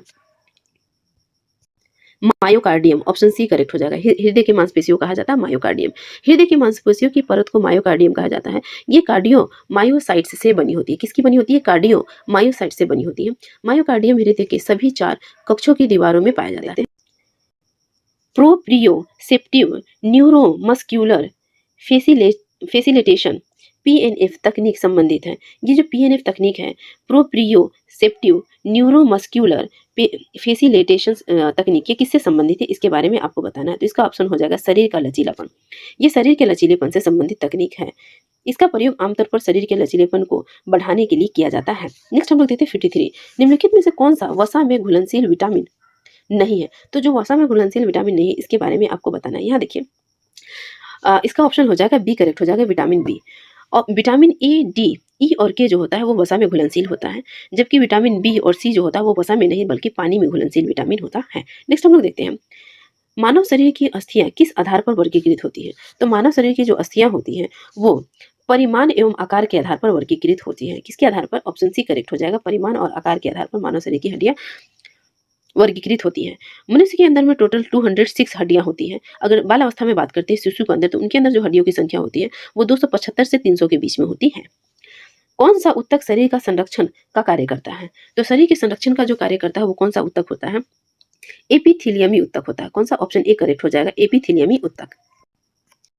पौधे में किस हार्मोन के संचार के कारण वे प्रकाश की ओर झुक जाते हैं? तो किस हार्मोन के प्रसार के कारण वो प्रकाश की तरफ झुक जाते हैं? इसका आंसर क्या हो जाएगा? ऑक्सिन। सी इसका करेक्ट आंसर हो जाएगा, ऑक्सिन इसका करेक्ट आंसर होगा। पौधे में ऑक्सिन हार्मोन के संचार के कारण वे प्रकाश की ओर झुक जाते हैं। ऑक्सिन हार्मोन की खोज 1880 में डार्विन ने की थी। पौधे की वृद्धि को नियंत्रित करने वाला हार्मोन ऑक्सिन होता है, जबकि जो जिबरेलिन होता है वो बौने पौधे को लंबा करने में मदद करता है। और इसके अलावा बाकी जो पादप हार्मोन से संबंधित महत्वपूर्ण फैक्ट है वो हम लोग आपस में डिस्कस कर चुके हैं पिछले स्लाइड में। नेक्स्ट देखते हैं प्रोकैरियोटिक कोशिका के संबंध में कौन कथन सत्य है? प्रोकैरियोटिक कोशिका के लिए जो सत्य है वो आपको बताना है। तो इसका ऑप्शन देख लीजिए आप लोग, उसके हिसाब से आप लोग बताइए। तो इसका ऑप्शन डी करेक्ट हो जाएगा। इसमें कोशिका विभाजन विखंडन अथवा मुकुलन द्वारा होता है। तो प्रोकैरियोटिक कोशिका में जो कोशिका विभाजन होता है वो विखंडन अथवा मुकुलन के द्वारा होता है। ये इसका सत्य होगा। नेक्स्ट, टेरिडोफाइटा पौधे के उदाहरण है। तो इनमें से कौन टेरिडोफाइटा पौधे के उदाहरण है? तो ऑप्शन बी करेक्ट हो जाएगा, मार्सिलिया और फर्न। मार्सिलिया और फर्न जो है वो टेरिडोफाइटा पौधे के उदाहरण है। टेरिडोफाइटा वर्ग के पौधे शरीर, जड़, तना और पत्तियों में विभाजित होते हैं। ठीक है। तो इनकी अलग अलग पार्ट्स जो होती है वो विभाजित होती है। इसमें जल और खनिज लवण के संवहन हेतु संवहन ऊतक पाया जाता है। फर्न और मर्सिलिया इसके जो है उदाहरण है। नेक्स्ट है लाइपेज नामक एंजाइम का स्रोत क्या है? तो लाइपेज का स्रोत क्या होता है? इसका करेक्ट आंसर क्या हो जाएगा? डी इसका करेक्ट आंसर हो जाएगा, इनमें से कोई नहीं। ठीक है। तो लाइपेज अगर इनमें से नहीं निकलता है तो किस में से निकलता है? लाइपेज का स्राव होता है अग्नाशय से। ठीक है। अग्नाशय से निकलने वाले अगर अन्य हम एंजाइम की बात करते हैं तो वो ट्रिप्सिन होगा और एमाइलेज हो गया। तो अग्नाशय से निकलता है लाइपेज, ट्रिप्सिन और एमाइलेज। ठीक है। अग्नाशय जो होता है वो अंतःस्रावी और बाह्य अस्रावी दोनों ही तरह की ग्रंथि के तौर पर कार्य करता है। और मानव शरीर की ये दूसरी सबसे बड़ी ग्रंथि होती है अग्नाशय, और अग्नाशय से निकलता है लाइपेज। अगर मानव शरीर की सबसे बड़ी ग्रंथि की बात करते हैं तो वो कौन होता है? यकृत होता है। नेक्स्ट हम लोग देखते हैं शैवाल और कवक के मिलने से लाइकेन बनता है, जिसे कहते हैं, तो क्या कहते हैं उसे? शैवाल और कवक के मिलने से लाइकेन बनता है, जिसे हम लोग इनमें से कौन सी परिस्थितियां इसकी वजह से होती है ये आपको बताना है। तो इसका करेक्ट आंसर बी हो जाएगा, सहजीविता कहलाता है। क्या कहलाता है? सहजीविता। अब चलिए हम लोग कुछ एग्जाम्पल को देख लेते हैं। सहजीविता किसे कहा जाता है? ठीक है, तो जो सहजीविता होता है इसमें दोनों प्रजाति लाभान्वित होते हैं। उदाहरण के लिए लाइकेन, जहाँ कवक और शैवाल सुरक्षा प्रदान करता है, वहीं शैवाल कवक को भोजन प्रदान करता है।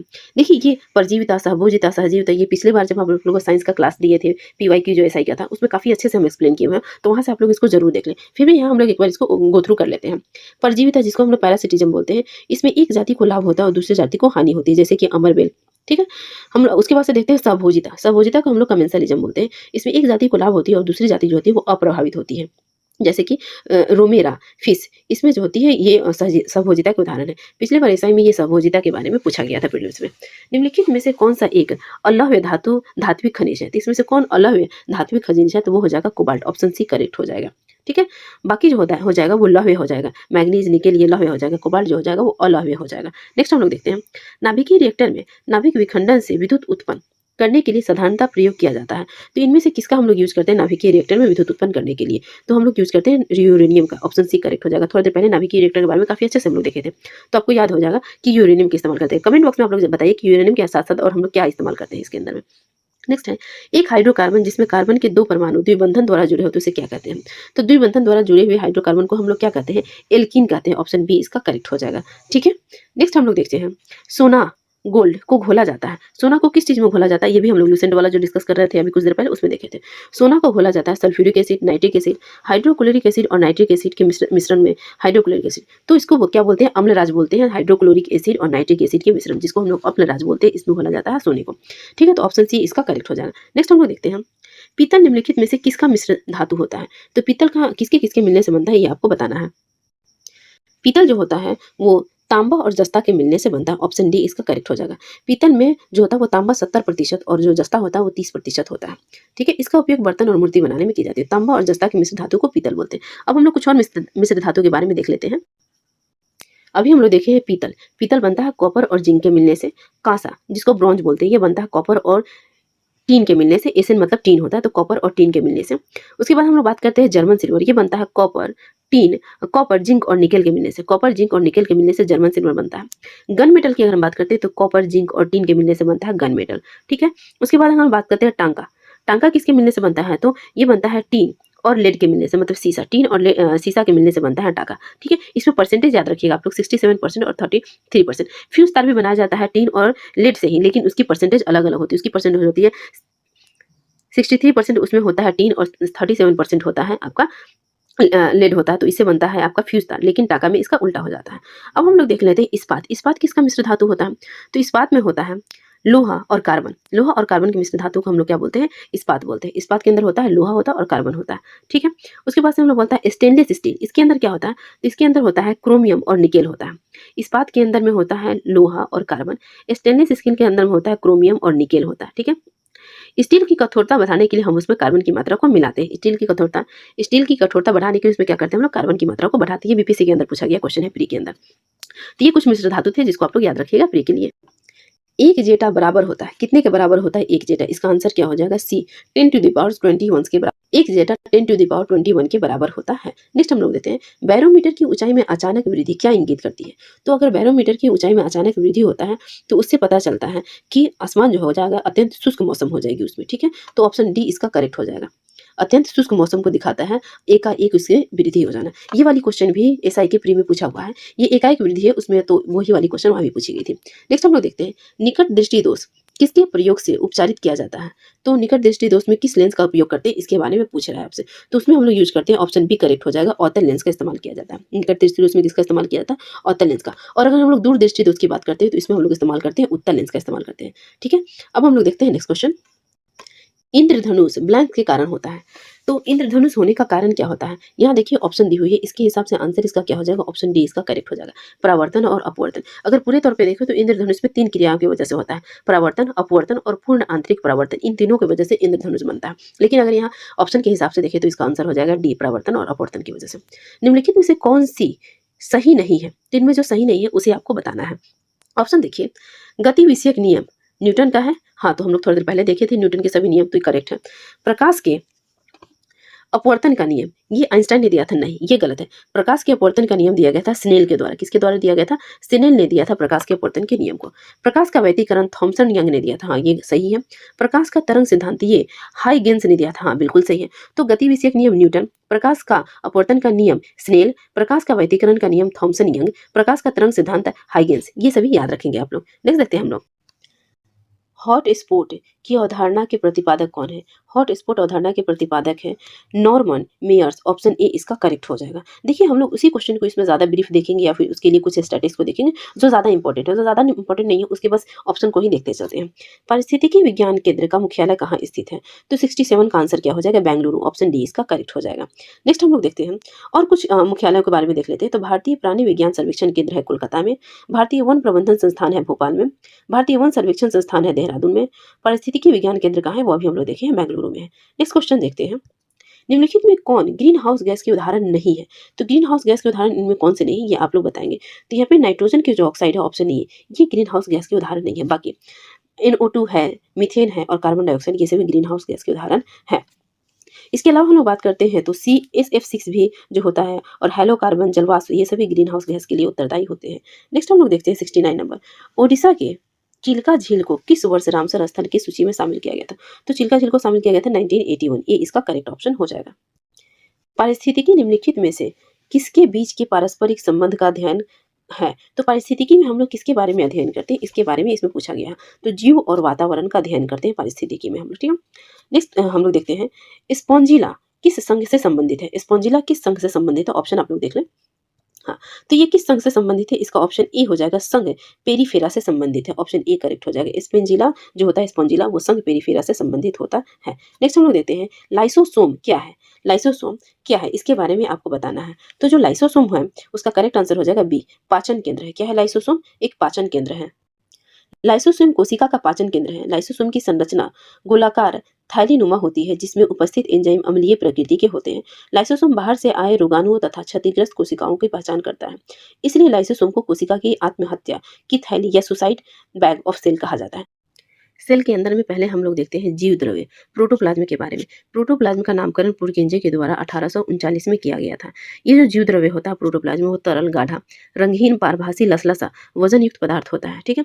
जीव द्रव्य जो होता है जीव का भौतिक आधार होता है। इसके दो भाग होते हैं, एक तो साइटोप्लाज्म कोशिका द्रव्य और दूसरा न्यूकोप्लाज्म जिसको हम लोग केंद्रक द्रव्य कहते हैं।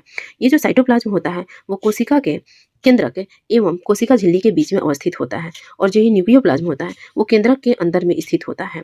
जीव द्रव्य के अंदर में मतलब कि प्रोटोप्लाज्म के अंदर में 99% भाग जो होता है वो ऑक्सीजन, कार्बन और हाइड्रोजन और नाइट्रोजन की बनी होती है। जिसमें अगर हम लोग सबसे ज़्यादा अगर बात करते हैं तो कौन सा इसके अंदर यौगिक पाया जाता है?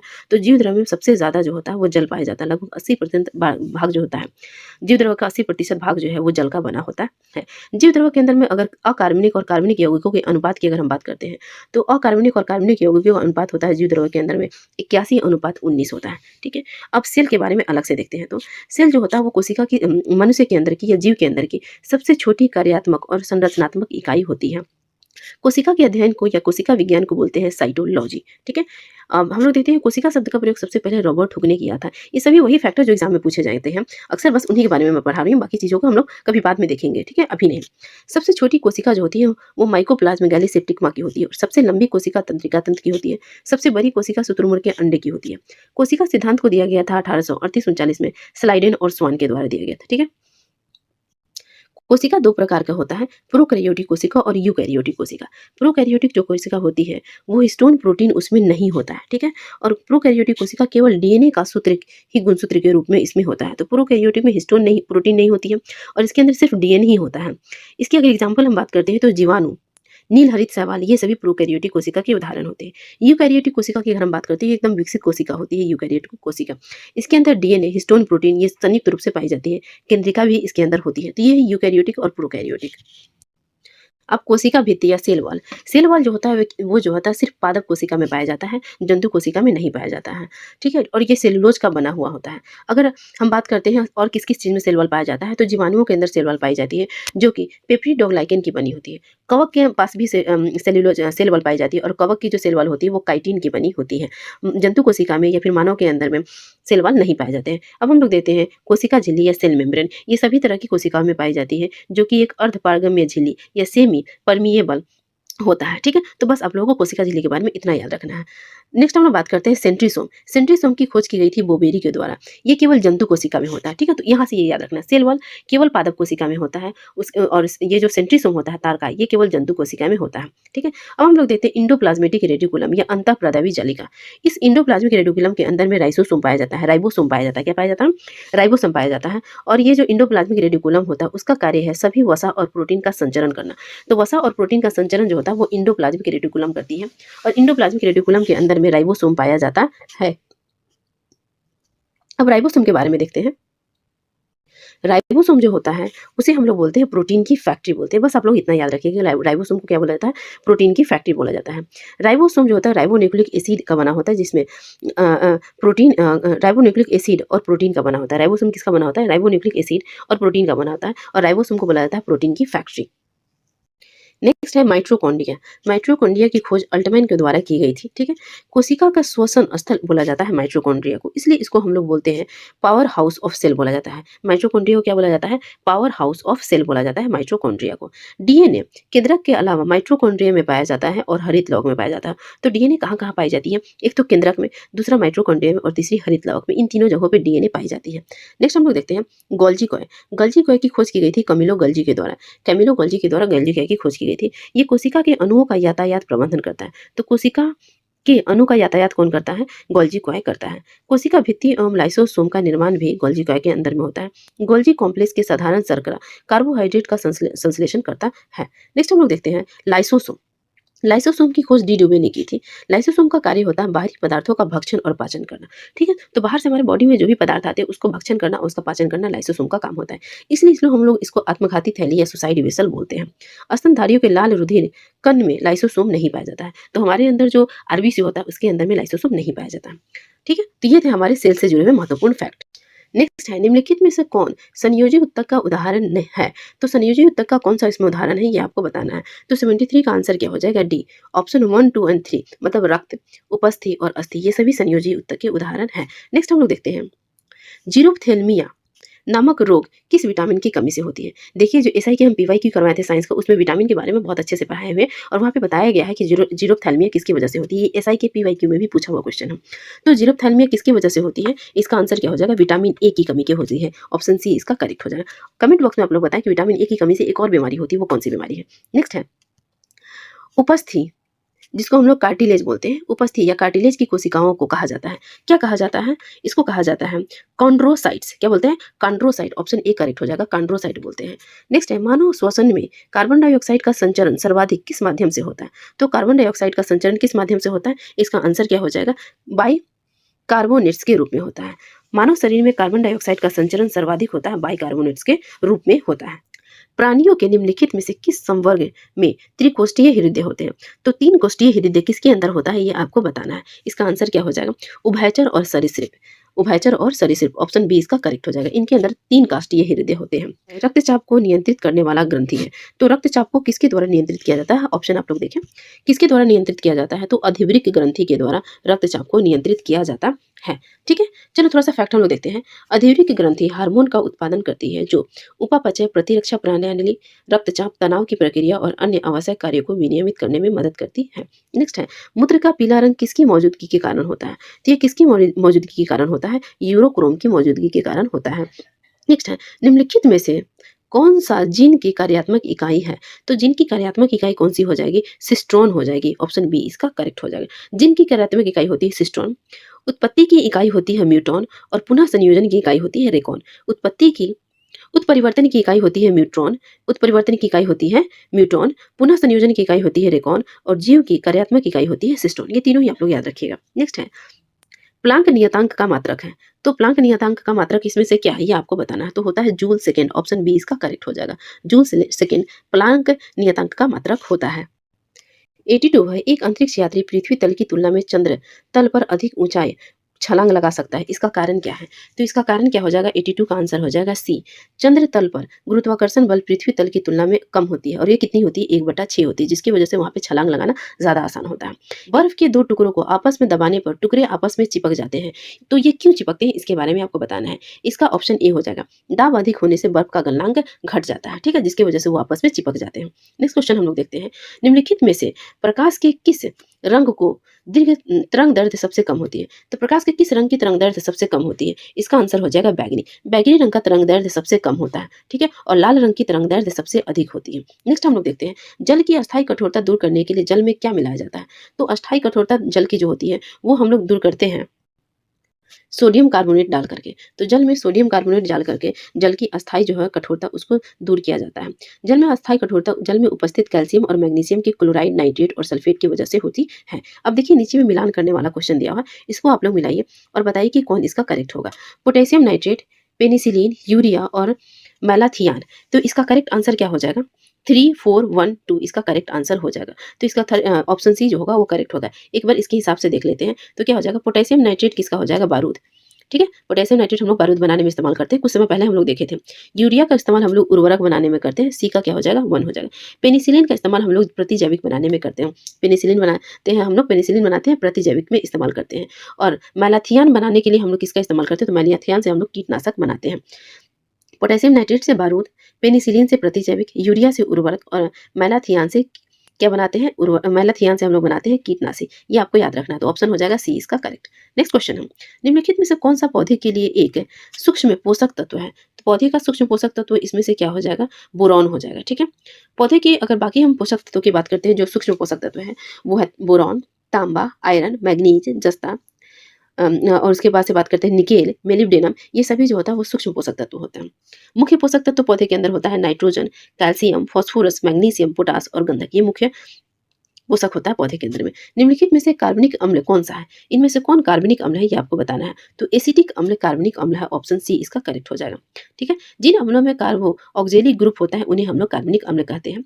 इसके एग्जाम्पल हो जाएंगे एसिटिक अम्ल, दूसरा हो जाएगा फॉर्मिक अम्ल और एक और हो जाएगा ऑक्जेलिक अम्ल। ये सभी कार्बनिक अम्ल होते हैं। नेक्स्ट हम लोग देखते हैं, अमोनिया गैस बनने में की हैबर विधि में उत्प्रेरक के रूप में प्रयोग किया जाता है। तो अमोनिया गैस बनाने की हैबर विधि में उत्प्रेरक के रूप में हम लोग क्या इस्तेमाल करते हैं?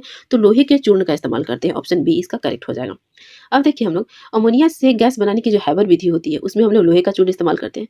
वनस्पति तेल से कृत्रिम घी बनाने की विधि में निकेल इस्तेमाल होता है। सल्फ्यूरिक अम्ल बनाने की संपर्क विधि में प्लैटिनम का इस्तेमाल होता है और सल्फ्यूरिक अम्ल बनाने की सीसा कक्ष विधि में नाइट्रोजन के ऑक्साइड का इस्तेमाल होता है। नेक्स्ट हम लोग देखते हैं, निम्नलिखित कथनों पर विचार कीजिए। देखिए यहाँ कुछ कथन दिए हुए हैं, उस पर विचार कीजिए और आंसर दीजिए। यहाँ पे वर्ग 7A के तत्वों की इलेक्ट्रॉन बंधुता उच्च होती है, सबसे अधिक इलेक्ट्रॉन बंधुता फ्लोरीन की होती है। नेक्स्ट ऑप्शन देखते हैं, निष्क्रिय गैसों का गलनांक निम्न होता है। तो इसमें करेक्ट कौन हो जाएगा? आपका 1 और 3 करेक्ट हो जाएगा, ऑप्शन डी इसका करेक्ट हो जाएगा, ठीक है।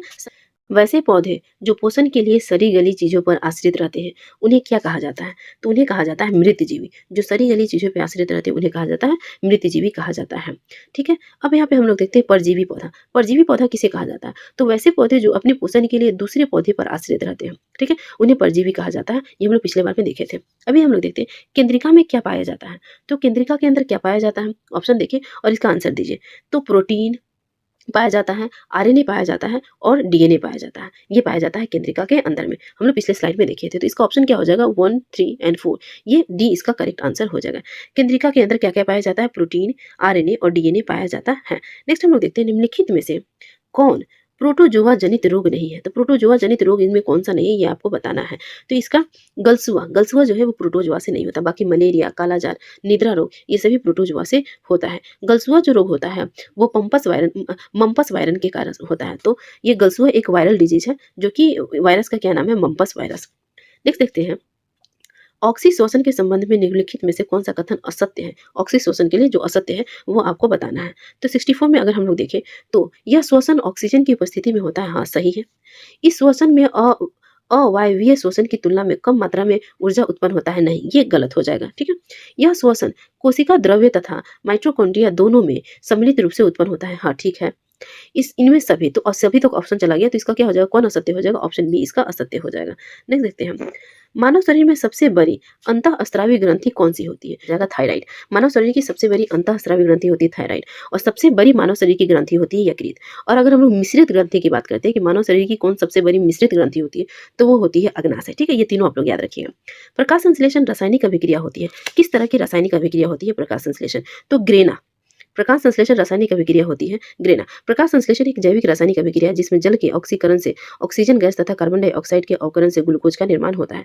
प्रकाश संश्लेषण दो अवस्थाओं में पूरा होता है। प्रकाशीय अभिक्रिया पर्णहरित के ग्रेना में संपन्न होता है। तो प्रकाशीय अभिक्रिया जो पहली अवस्था होती है वो पर्णहरित जो होता है, मतलब कि जो उसके हरे रंग के जो पत्तियां या फिर हरे रंग की टहनियां होती है उसके ग्रेना में संपन्न होता है। और दूसरी अवस्था अप्रकाशीय अभिक्रिया होती है जो कि पर्णहरित के स्ट्रोमा में संपन्न होती है। ठीक है, तो प्रकाश संश्लेषण की जो प्रकाशीय अभिक्रिया होती है वो ग्रेना में संपन्न होती है, और जो अप्रकाशीय अभिक्रिया होती है वो स्ट्रोमा में संपन्न होती है। नेक्स्ट देखते हैं, वह लक्षण जिन पर 5 जगत वर्गीकरण आधारित है।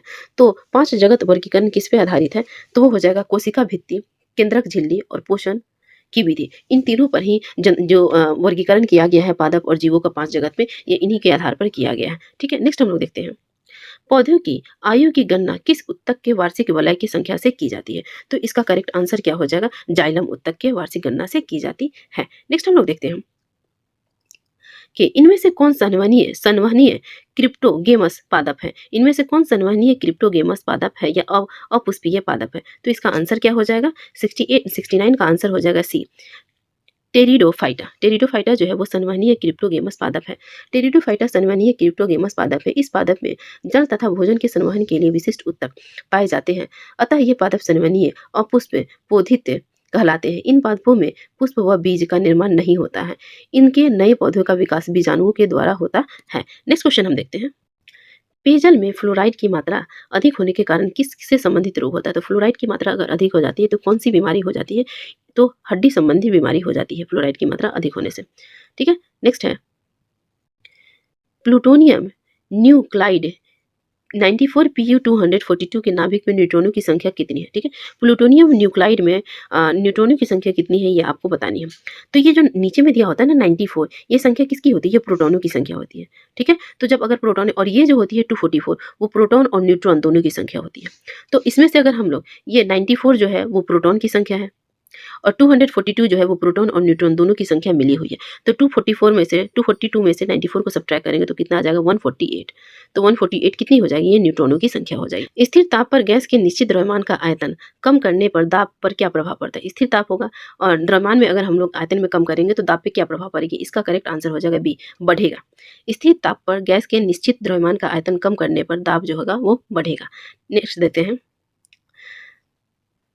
गेमेक्सिन, डीडीटी और ब्लीचिंग पाउडर में महत्वपूर्ण यौगिक है। इनमें से कौन महत्वपूर्ण यौगिक है इनके अंदर में, तो इसका आंसर हो जाएगा क्लोरीन। इनके अंदर में क्लोरीन महत्वपूर्ण यौगिक है। गेमेक्सिन, डीडीटी और ब्लीचिंग पाउडर में कैल्शियम, क्लोरीन के यौगिक हैं। ये सभी सामान्यतः कीटनाशी के रूप में प्रयोग किए जाते हैं। रासायनिक परिवर्तन के लिए असत्य कथन है, इनमें कौन असत्य है, तो हो जाएगा ऑप्शन ए इसका असत्य हो जाएगा। यह उत्क्रमणीय परिवर्तन है, ये इसका असत्य हो जाएगा। ये उत्क्रमणीय नहीं होता, अनुत्क्रमणीय होता है। बाकी सभी सत्य है रासायनिक परिवर्तन के बारे में। रासायनिक परिवर्तन इसके साथ ऊर्जा में भी परिवर्तन होता है, पदार्थ का आंतरिक संगठन परिवर्तित होता है, नए उत्पाद का निर्माण होता है। हाँ, ये सभी करेक्ट होगा। कैलेमाइन एक खनिज है जिसका रासायनिक सूत्र होता है, तो कैलेमाइन का रासायनिक सूत्र क्या होता है, ZnCO3। ऑप्शन डी इसका करेक्ट होगा। यदि किसी वस्तु का वेग दुगुना कर दिया जाए तो उसकी गतिज ऊर्जा कितनी हो जाएगी, ये आपको बताना है। तो इसकी गतिज ऊर्जा हो जाएगी 4 गुनी बढ़ जाएगी। तो इसका ऑप्शन क्या हो जाएगा, ऑप्शन डी इसका करेक्ट हो जाएगा। ठीक है, गतिज ऊर्जा इक्वल टू फॉर्मूला होता है हाफ mv² होता है। ये दरोगा के पीटी में पूछा हुआ क्वेश्चन है कि फॉर्मूला क्या होता है। स्थितिज ऊर्जा का फॉर्मूला होता है mgh। ठीक है, तो ये आप लोग फॉर्मूला याद रखेंगे, तो इसके हिसाब से निकालेंगे तो इसका आंसर हो जाएगा 4 गुना। नेक्स्ट देखते हैं हम लोग, हाइड्रोजन सल्फाइड H2SO4 का परमाणुकता कितना होता है, तो H2SO4 की परमाणुकता है 7। ठीक है, चलिए हम लोग आगे देखते हैं। पृथ्वी पर किसी वस्तु का पलायन वेग चंद्रमा पर उस वस्तु के पलायन वेग से क्या होगा, तो पृथ्वी पर जो पलायन वेग होगा वो चंद्रमा के कंपेयर में क्या हो जाएगी, अधिक हो जाएगी। क्या हो जाएगी, अधिक हो जाएगी। इसका ऑप्शन बी करेक्ट हो जाएगा। पलायन वेग वह न्यूनतम वेग होता है जिससे किसी पिंड को पृथ्वी तल से फेंकने पर वह पृथ्वी के गुरुत्व क्षेत्र से बाहर निकल जाता है और पृथ्वी पर कभी वापस नहीं आता है। पृथ्वी पर पलायन वेग का मान 11.2 किलोमीटर प्रति सेकेंड होता है। यह पिंड के द्रव्यमान पर निर्भर नहीं करता है। चूंकि चंद्रमा के पास पृथ्वी की तुलना में कम गुरुत्व होता है, इसलिए पृथ्वी पर किसी वस्तु का पलायन वेग चंद्रमा पर उस वस्तु के पलायन वेग से अधिक होता है। सोलर सेल बनाने के लिए कौन से पदार्थ का उपयोग किया जाता है? तो सिलिकॉन का इस्तेमाल किया जाता है। नेक्स्ट है, प्रतिध्वनि सुनाई देती है। तो प्रतिध्वनि कब सुनाई देती है? प्रकाश तरंगों के परावर्तन के कारण, ध्वनि तरंगों के परावर्तन के कारण, प्रकाश तरंगों के अपवर्तन के कारण, रेडियो तरंगों के परावर्तन। तो ऑप्शन बी इसका करेक्ट हो जाएगा। ध्वनि तरंगों के परावर्तन के कारण प्रतिध्वनि सुनाई देती है। निम्नलिखित में से कौन जैव निम्नीकृत प्रदूषक का उदाहरण नहीं है? जैव निम्नीकृत प्रदूषक इसमें कौन उदाहरण नहीं है? प्लास्टिक नहीं है। ठीक है, वैसे प्रदूषक जो सूक्ष्मजीवी गतिविधियों के कारण निम्नीकृत हो जाती है उसे जैव निम्नीकृत प्रदूषक कहते हैं। प्लास्टिक जैव अनिम्नीकृत प्रदूषक का उदाहरण है। ठीक है, जैव अनिम्नीकृत प्रदूषक का उदाहरण है प्लास्टिक। बाकी जो होता है कागज, सब्जी, फल, ये सभी जैव निम्नीकृत प्रदूषक होते हैं। वायु प्रदूषण रोकथाम एवं नियंत्रण अधिनियम किस वर्ष पारित किया गया था? ये शुरू में ही आप लोगों को बताए थे। तो ये अधिनियम कब पारित की गई थी? इसका आंसर क्या हो जाएगा? इसका आंसर हो जाएगा 1981। सी इसका करेक्ट हो जाएगा। ठीक है, बाकी हम लोग देख लिए थे। एक और देख लीजिए आप लोग, राष्ट्रीय वन नीति पारित की गई थी 1988 में। ठीक है, नेक्स्ट क्वेश्चन देखते हैं। भूतापीय ऊर्जा से संबंधित क्षेत्र पूगा घाटी कहाँ स्थित है? तो ये जो पूगा घाटी है ये करंट में भी था, ये लद्दाख में स्थित है। कहाँ पे स्थित है? लद्दाख में स्थित है। सोनारा 64 किस फसल की प्रमुख किस्म है? तो सोनारा किसकी किस्म है? ये गेहूं की किस्म है। ठीक है, नेक्स्ट है, जब दो अस्थियां आपस में एक दूसरे से जुड़ी होती हैं तो उसे क्या कहते हैं? तो अस्थियों का आपस में जो जुड़ाव होती है उसे हम लोग कहते हैं स्नायु। क्या कहते हैं? स्नायु। ऑप्शन डी इसका करेक्ट हो जाएगा। वयस्क मानव शरीर में जो अस्थियां होती हैं वो कंकाल का निर्माण करती हैं। ये सभी अस्थियां आपस में जुड़ी होती हैं स्नायु के द्वारा। ठीक है, कंडरा जो होता है वो पेशियों के अस्थियों से जुड़े होते हैं। जब पेशियां होता है अस्थियों से जुड़ता है, पेशियां और अस्थियां आपस में जुड़ती है तो उस जुड़ाव को क्या बोलते हैं? टेंडन बोलते हैं या कंडरा बोलते हैं। तो टेंडन इंग्लिश वाला ज़्यादा अच्छा रहता है, याद रखना, क्योंकि ऑप्शन अगर हिंदी में दूसरा भी रहा तो आप लोग अच्छे से उसको समझ सकें। तो अस्थियों के जुड़ाव को हम लोग स्नायु या फिर लिगामेंट बोलते हैं, और पेशियों और अस्थियों का आपस में जुड़ाव को क्या बोलते हैं? टेंडन बोलते हैं या फिर कंडरा बोलते हैं। ये आप लोग जरूर याद रखेंगे। निम्नलिखित में से कौन सा उपार्जित लक्षण है? इनमें कौन उपार्जित लक्षण है? तो शरीर का वजन, ये उपार्जित लक्षण है।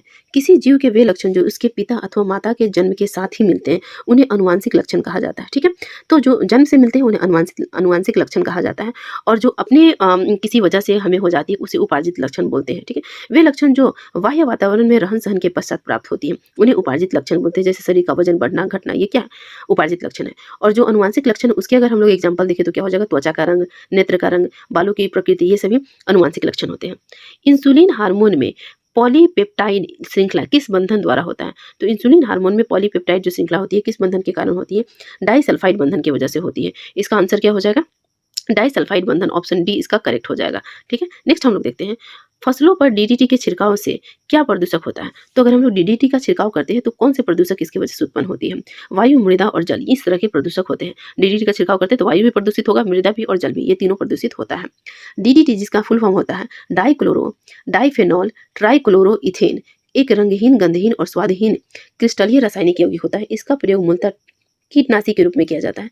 फसलों पर इसके छिड़काव से वायु, मृदा और जल तीनों तरह के प्रदूषण होते हैं। नेक्स्ट हम लोग देखते हैं, निम्नलिखित में से कौन सा सही सुमेलित नहीं है? तो इनमें जो सही सुमेलित नहीं है वो आपको बताने हैं। साल्मोनेला, ये कुष्ठ नहीं, ये गलत दिया है। साल्मोनेला जो होता है वो टाइफाइड होता है। क्या होता है? टाइफाइड होता है। साल्मोनेला की वजह से टाइफाइड होती है। ठीक है, तो साल्मोनेला से टाइफाइड होती है। प्लाज्मोडियम से मलेरिया करेक्ट है। बेसिलस पेस्टिल से प्लेग सही है। विब्रियो कॉलेरा से हैजा सही है। तो साल्मोनेला से कौन सी बीमारी होती है? टाइफाइड होती है, कुष्ठ रोग नहीं होती है। निम्नलिखित में से कौन अंडा देने वाला स्तनधारी है?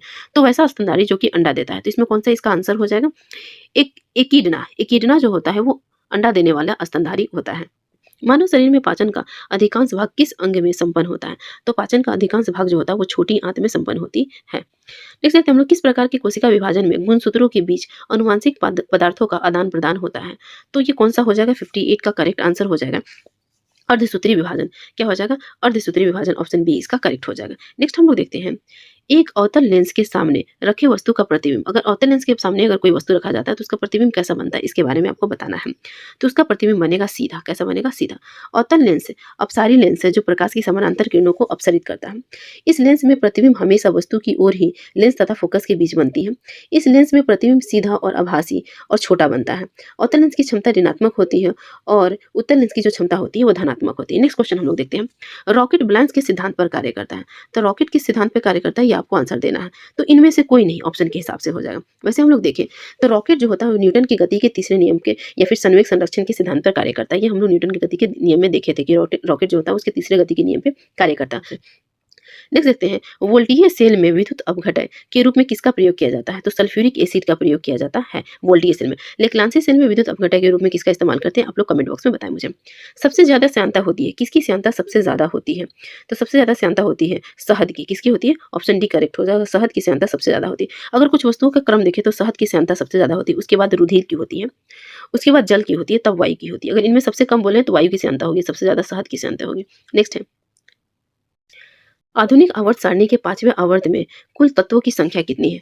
तो 5वें आवर्त में तत्वों की संख्या कितनी है? ऑप्शन सी 18 है। ठीक है, पहले आवर्त में तत्वों की संख्या 2, तीसरे आवर्त में 8, पांचवें आवर्त में 18, सातवें आवर्त जो है वो अपूर्ण है, उसमें कुल तत्वों की संख्या पता ही नहीं है। दूसरे आवर्त में 8, चौथे आवर्त में 18 और छठे आवर्त में 32 है। ठीक है, ये याद रखिएगा। निम्नलिखित में से कौन ठोस, द्रव्य और गैस तीनों रूपों में पाया जाता है। तो इनमें कौन जो है वो तीनों रूपों में पाया जाता है। तो अधातु तीनों रूपों में पाया जाता है। निम्नलिखित में से कौन सा एक रेडियो एक्टिव तत्व नहीं है। तो इनमें कौन रेडियो एक्टिव तत्व नहीं है, तो इसका आंसर क्या हो जाएगा? बी इसका करेक्ट आंसर हो जाएगा। जो रेडियो एक्टिव तत्व नहीं है वो कौन है? टाइटेनियम। टाइटेनियम रेडियो एक्टिव तत्व नहीं है, बाकी प्लूटोनियम, यूरेनियम और थोरियम ये रेडियो एक्टिव तत्व है। यूरिया का रासायनिक सूत्र क्या है? यूरिया का रासायनिक सूत्र होता है NH2CO। तो इसका आंसर क्या हो जाएगा? ऑप्शन डी इसका करेक्ट हो जाएगा। नेक्स्ट हम लोग देखते हैं, नायलॉन बनाई जाती है। नायलॉन किसकी बनी होती है? तो ये पॉलीएमाइड की बनी होती है। पॉलीएमाइड इसका करेक्ट हो जाएगा ऑप्शन सी। ध्वनि तरंग के संबंध में क्या गलत है? तो कौन सा गलत हो जाएगा? आप लोग अच्छे से पढ़िए तो पता चलेगा। ऑप्शन ए इसका गलत होगा। ध्वनि का चाल निर्वात में 3 × 10⁸ मीटर प्रति सेकेंड होता है। ठीक है, तो ये जो है ध्वनि तरंग के संबंध में क्या गलत दिया हुआ है? तो ध्वनि तरंग जो है वो निर्वात में नहीं चल सकती है ना, निर्वात में नहीं चल सकती, इसको माध्यम की जरूरत होती है। तो ऑप्शन ए इसका गलत हो जाएगा। नेक्स्ट देखते हैं हम लोग, एक विद्युत जनित्र जनरेटर जो होता है वो रूपांतरित करता है। ये हम लोग पिछले जो एसआई का पीवाईक्यू सॉल्व किए थे इसमें काफी अच्छे से हम लोग इसके बारे में देखे थे, जितने भी यंत्र होते हैं कौन किसको कन्वर्ट करता है, तो वहां से इसको आप लोग देख लीजिएगा। तो जनित्र किसको किस में रूपांतरित करता है? जनरेटर जो है वो रूपांतरित करता है यांत्रिक ऊर्जा को विद्युत ऊर्जा में। निम्नलिखित में से कौन सा मूल मात्रक नहीं है? इनमें कौन मूल मात्रक नहीं है? तो इसमें देखिए, तो इसके हिसाब से आंसर क्या हो जाएगा आपका? मीटर जो होता है वो मूल मात्रक होता है। ठीक है, एम्पियर जो होता है वो मूल मात्रक होता है। उसके अलावा हम लोग देखें तो सेकंड भी जो होता है वो मूल मात्रक होता है, लेकिन वो मूल मात्रक नहीं होता। तो इसका आंसर क्या हो जाएगा? स्टेनलेस स्टील में कौन सा तत्व मौजूद नहीं है? तो स्टेनलेस स्टील का भी हम लोग देखे थे कुछ समय पहले, इसमें कौन सा तत्व मौजूद नहीं है? तो जस्ता मौजूद नहीं है। स्टेनलेस स्टील होता है लोहा, निकेल और क्रोमियम। इलेक्ट्रोइंसोफेलोग्राम निम्नलिखित में से किसकी निगरानी के लिए उपयोग होती है? तो किसकी निगरानी के लिए उपयोग होती है? तो मस्तिष्क की निगरानी के लिए इसका उपयोग किया जाता है। नेक्स्ट हम लोग देखते हैं, द्रव्यमान एम वाले कण का संवेग P है तो इसकी गतिज ऊर्जा क्या होगी? इसकी गतिज ऊर्जा हो जाएगी P²/2m। डी इसका करेक्ट आंसर हो जाएगा। ठीक है, अगर हम लोग फॉर्मूला की बात करते हैं तो होता है संवेग इक्वल टू होता है द्रव्यमान मल्टीप्लाई वेग होता है, तो उसके हिसाब से आप लोग निकालेंगे तो ये आंसर आ जाएगी। गति का पहला समीकरण किसके बीच संबंध दर्शाता है? तो जो गति का पहला समीकरण होता है वो संबंध दर्शाता है वेग और समय के बीच। ऑप्शन बी इसका करेक्ट हो जाएगा। विद्युत चुंबकीय प्रेरण के नियमों का उपयोग निम्नलिखित में से किसको बनाने में किया जाता है? तो विद्युत चुंबकीय प्रेरण का उपयोग किया जाता है जनित्र बनाने में। ठीक है, तो ये जनित्र इसका सी आंसर करेक्ट हो जाएगा। अब कुछ फैक्ट हम लोग देख लेते हैं। जो विद्युत चुंबकीय प्रेरण के सिद्धांत पे कार्य करता है वो होता है ट्रांसफार्मर। ठीक है, उसके अलावा भी हम लोग देखें डायनेमो जो कि जनरेटर होता है वो, ये जो होता है विद्युत चुंबकीय प्रेरण के सिद्धांत पे कार्य करता है। उसके अलावा हम लोग माइक्रोफोन देखते हैं, वो भी विद्युत चुंबकीय प्रेरण के सिद्धांत पे कार्य करता है। तो डायनेमो, माइक्रोफोन, ट्रांसफार्मर कार्य करता है। विद्युत मोटर जो होता है वो विद्युत चुंबकीय प्रेरण के सिद्धांत पर काम नहीं करता। एक और हम लोग सुनते हैं फ्लेमिंग के दाएं हाथ के नियम और फ्लेमिंग के बाएं हाथ के नियम। तो ये जो डायनेमो होता है जनरेटर वो फ्लेमिंग के दाहिने हाथ के नियम पर कार्य करता है, और जो विद्युत मोटर होता है वो फ्लेमिंग के बाएं हाथ के नियम पर कार्य करता है। ठीक है, चलिए नेक्स्ट देखते हैं हम लोग। विद्युत फ्यूज का सिद्धांत है। विद्युत फ्यूज का सिद्धांत क्या है? तो इसका सी करेक्ट होगा, विद्युत का उष्मीय प्रभाव पे है। विद्युत फ्यूज का सिद्धांत विद्युत का उष्मीय प्रभाव से है। यह इसके ऊपर वाला आंसर हम लोग नहीं किया है। चुंबकीय बल रेखा निम्नलिखित में से किससे निकलती है? तो चुंबकीय बल रेखा निकलती है, ऑप्शन बी करेक्ट हो जाएगा, चुंबक के उत्तरी ध्रुव से निकलती है। क्वेश्चन के हिसाब से क्या हो जाएगा? चुंबकीय बल रेखा निकलती है, चुंबक के उत्तरी ध्रुव से निकलती है। नेक्स्ट हम लोग देखते हैं, एक परमाणु के केंद्र का धन आवेश हिस्सा होता है तो प्रोटॉन धन आवेशित हिस्सा होता है, ठीक है। इलेक्ट्रॉन ऋण आवेशित होता है और न्यूट्रॉन पे कोई आवेश नहीं होता है, ये आपको ध्यान में रखना है। ये जब हम एसआई का डिस्कस कर रहे थे हम लोग, उसमें हम काफी अच्छे से इसको बताए थे, तो वहां से देख लीजिएगा। नेक्स्ट है, अशुद्धियों के कारण द्रव्य का क्वथनांक कैसा हो जाता है? तो अशुद्धियों के कारण द्रव्य का क्वथनांक जो होता है वो बढ़ जाता है, ऑप्शन ए करेक्ट हो जाएगा। नेक्स्ट है, ठोस अशुद्धियों के शुद्धिकरण के लिए कौन सी विधि प्रयोग में नहीं आती है? ठोस अशुद्धियों के शुद्धिकरण के लिए निम्नलिखित में से कौन सी प्रक्रिया प्रयोग नहीं होती है? तो इसका आंसर क्या हो जाएगा? आसवन। आसवन का प्रयोग ठोस अशुद्धियों के लिए नहीं किया जाता है। आसवन की प्रक्रिया का उपयोग प्रायः तरल अशुद्धियों के शुद्धिकरण के लिए किया जाता है, जबकि उदरोपातन और क्रिस्टलीकरण का उपयोग ठोस अशुद्धियों के शुद्धिकरण के लिए करते हैं। तो उदरोपातन और क्रिस्टलीकरण ठोस अशुद्धियों के लिए होता है और आसवन जो होता है वो किसके लिए होता है? वो तरल के लिए होता है। क्रोमेटोग्राफी का तकनीक प्रायः क्या होता है, प्रयोग कहाँ होता है? क्रोमेटोग्राफी तकनीक का प्रयोग कहाँ पे होता है? तो इसका हो जाएगा डी ऑप्शन करेक्ट हो जाएगा। एक, मिश्रण से पदार्थ को अलग करने के लिए हम लोग इस्तेमाल करते हैं क्रोमेटोग्राफी तकनीक का। नेक्स्ट देखते हैं हम लोग, सबसे अधिक क्रियाशील धातु कौन सी है? तो इसमें सबसे अधिक क्रियाशील जो धातु है वो हो जाएगी पोटेशियम। कौन सी हो जाएगी? पोटेशियम हो जाएगी। नेक्स्ट है, सूजी है, यहाँ उसकी मिलान करनी है, तो भंजन, भंजन किससे मिला हुआ है? भंजन हो जाएगा पेट्रोलियम। भंजन से हम लोग पेट्रोलियम प्राप्त करते हैं। प्रगलन से हम लोग तांबा प्राप्त करते हैं, ठीक है। हाइड्रोजनीकरण से हम लोग क्या प्राप्त करते हैं? खाद्य पदार्थ, खाद्य वसा प्राप्त करते हैं। और वल्नीकरण से हम लोग रबर प्राप्त करते हैं। तो इसके हिसाब से ऑप्शन आप देखिएगा तो हो जाएगा ऑप्शन बी इसका करेक्ट हो जाएगा। 2, 3, 4 और 1 इसका करेक्ट हो जाएगा। नेक्स्ट क्वेश्चन देखते हैं, चूने का पानी किसके द्वारा दूधिया होता है? तो चूने का पानी जो दूधिया होता है वो कार्बन डाइऑक्साइड की वजह से होता है। ऑप्शन बी इसका करेक्ट हो जाएगा। ग्लूकोज को एथिल अल्कोहल में किस एंजाइम द्वारा बदला जाता है? तो ग्लूकोज को एथिल अल्कोहल में बदला जाता है जाइमेज के द्वारा। किसके द्वारा? ऑप्शन सी करेक्ट हो जाएगा, जाइमेज के द्वारा बदला जाता है।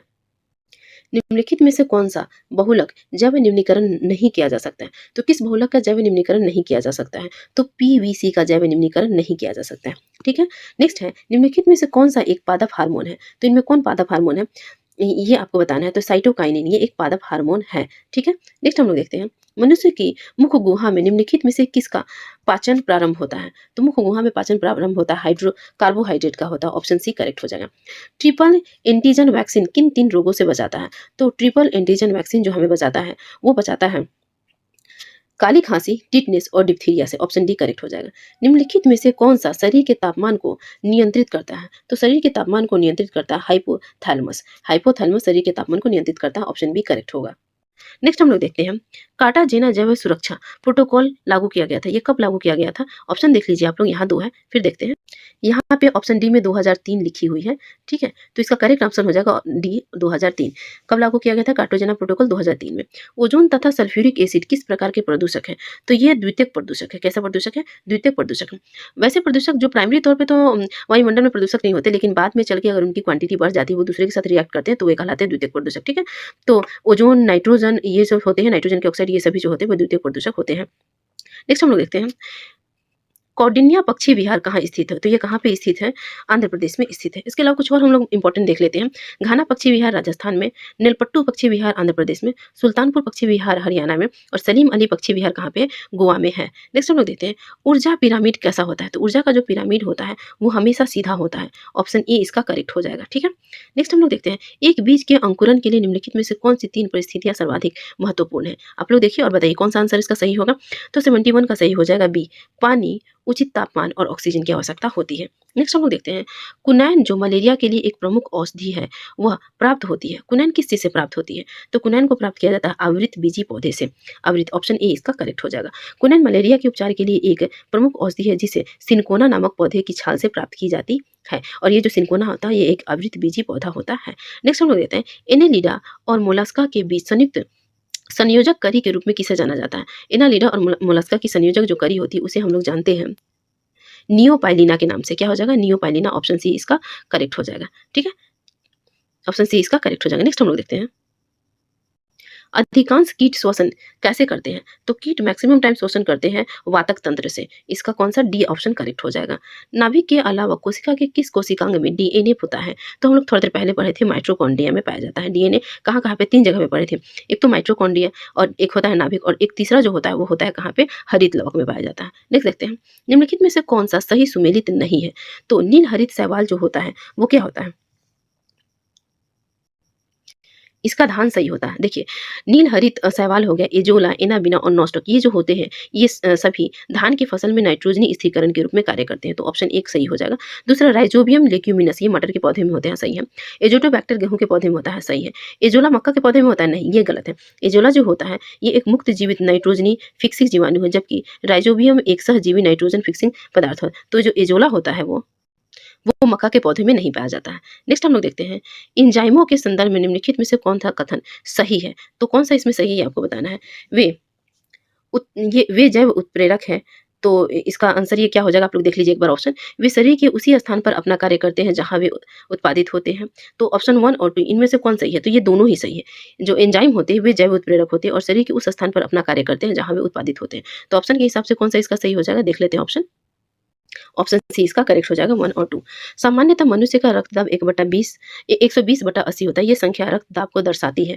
तो किस तरह के रक्तदाब को दर्शाती है? तो ये दर्शाती है क्रमशः निलय संकुचन और निलय विश्रांति को। इसका ऑप्शन ए करेक्ट हो जाएगी, हम लोग देख चुके थे लूसेंट वाला सेक्शन से। निम्नलिखित में से कौन सा कथन सत्य नहीं है? तो इनमें कौन सा सत्य नहीं है? ऑप्शन सी इसका हो जाएगा, बाकी सभी इसका सत्य हो जाएगा, ठीक है। तो सीजियम, गैलियम तथा सिलीनियम उत्कृष्ट धातुएं नहीं है, उत्कृष्ट धातु नहीं होते हैं। नेक्स्ट हम लोग देखते हैं, मिर्च की तीक्ष्णता का कारण क्या होता है? तो मिर्च जो तीखा होता है इसका कारण क्या होता है? इसका कारण होता है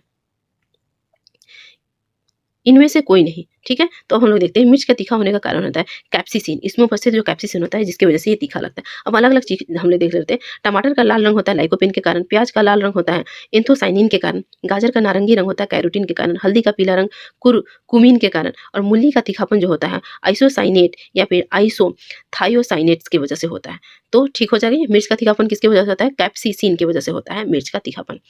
ग्लूकोज के एक अणु में ऑक्सीजन के निम्नलिखित में से कितने परमाणु पाए जाते हैं? तो ग्लूकोज के एक अणु में कितने परमाणु पाए जाते हैं? 6 परमाणु। ऑप्शन बी इसका करेक्ट हो जाएगा, ठीक है। नेक्स्ट हम लोग देखते हैं, कॉपर सल्फेट का जलीय घोल अम्लीय होता है क्योंकि इस लवण का ब्लैंक्स होता है। तो कॉपर सल्फेट का जलीय घोल जो होता है वो अम्लीय होता है और ये किस वजह से होता है? जल अपघटन की वजह से होता है। इसका ऑप्शन सी करेक्ट हो जाएगा। नेक्स्ट 83 नंबर देखते हैं, हैलोजनों में सबसे अधिक अभिक्रियाशील कौन होता है? तो हैलोजन में सबसे अधिक जो अभिक्रियाशील होते हैं वो होते हैं फ्लोरीन। ऑप्शन ए इसका करेक्ट हो जाएगा। निम्नलिखित में से कौन सा जल गैस है? तो इसमें से जल गैस कौन है? कार्बन मोनोऑक्साइड और हाइड्रोजन, मतलब कि ऑप्शन ए इसका करेक्ट हो जाएगा। नेक्स्ट हम लोग देखते हैं, निम्नलिखित में से किसका गलनांक सबसे उच्च होता है? तो सबसे उच्च किसका गलनांक होता है? बोरॉन का होता है। इनमें बोरॉन का गलनांक सबसे उच्च है, ठीक है।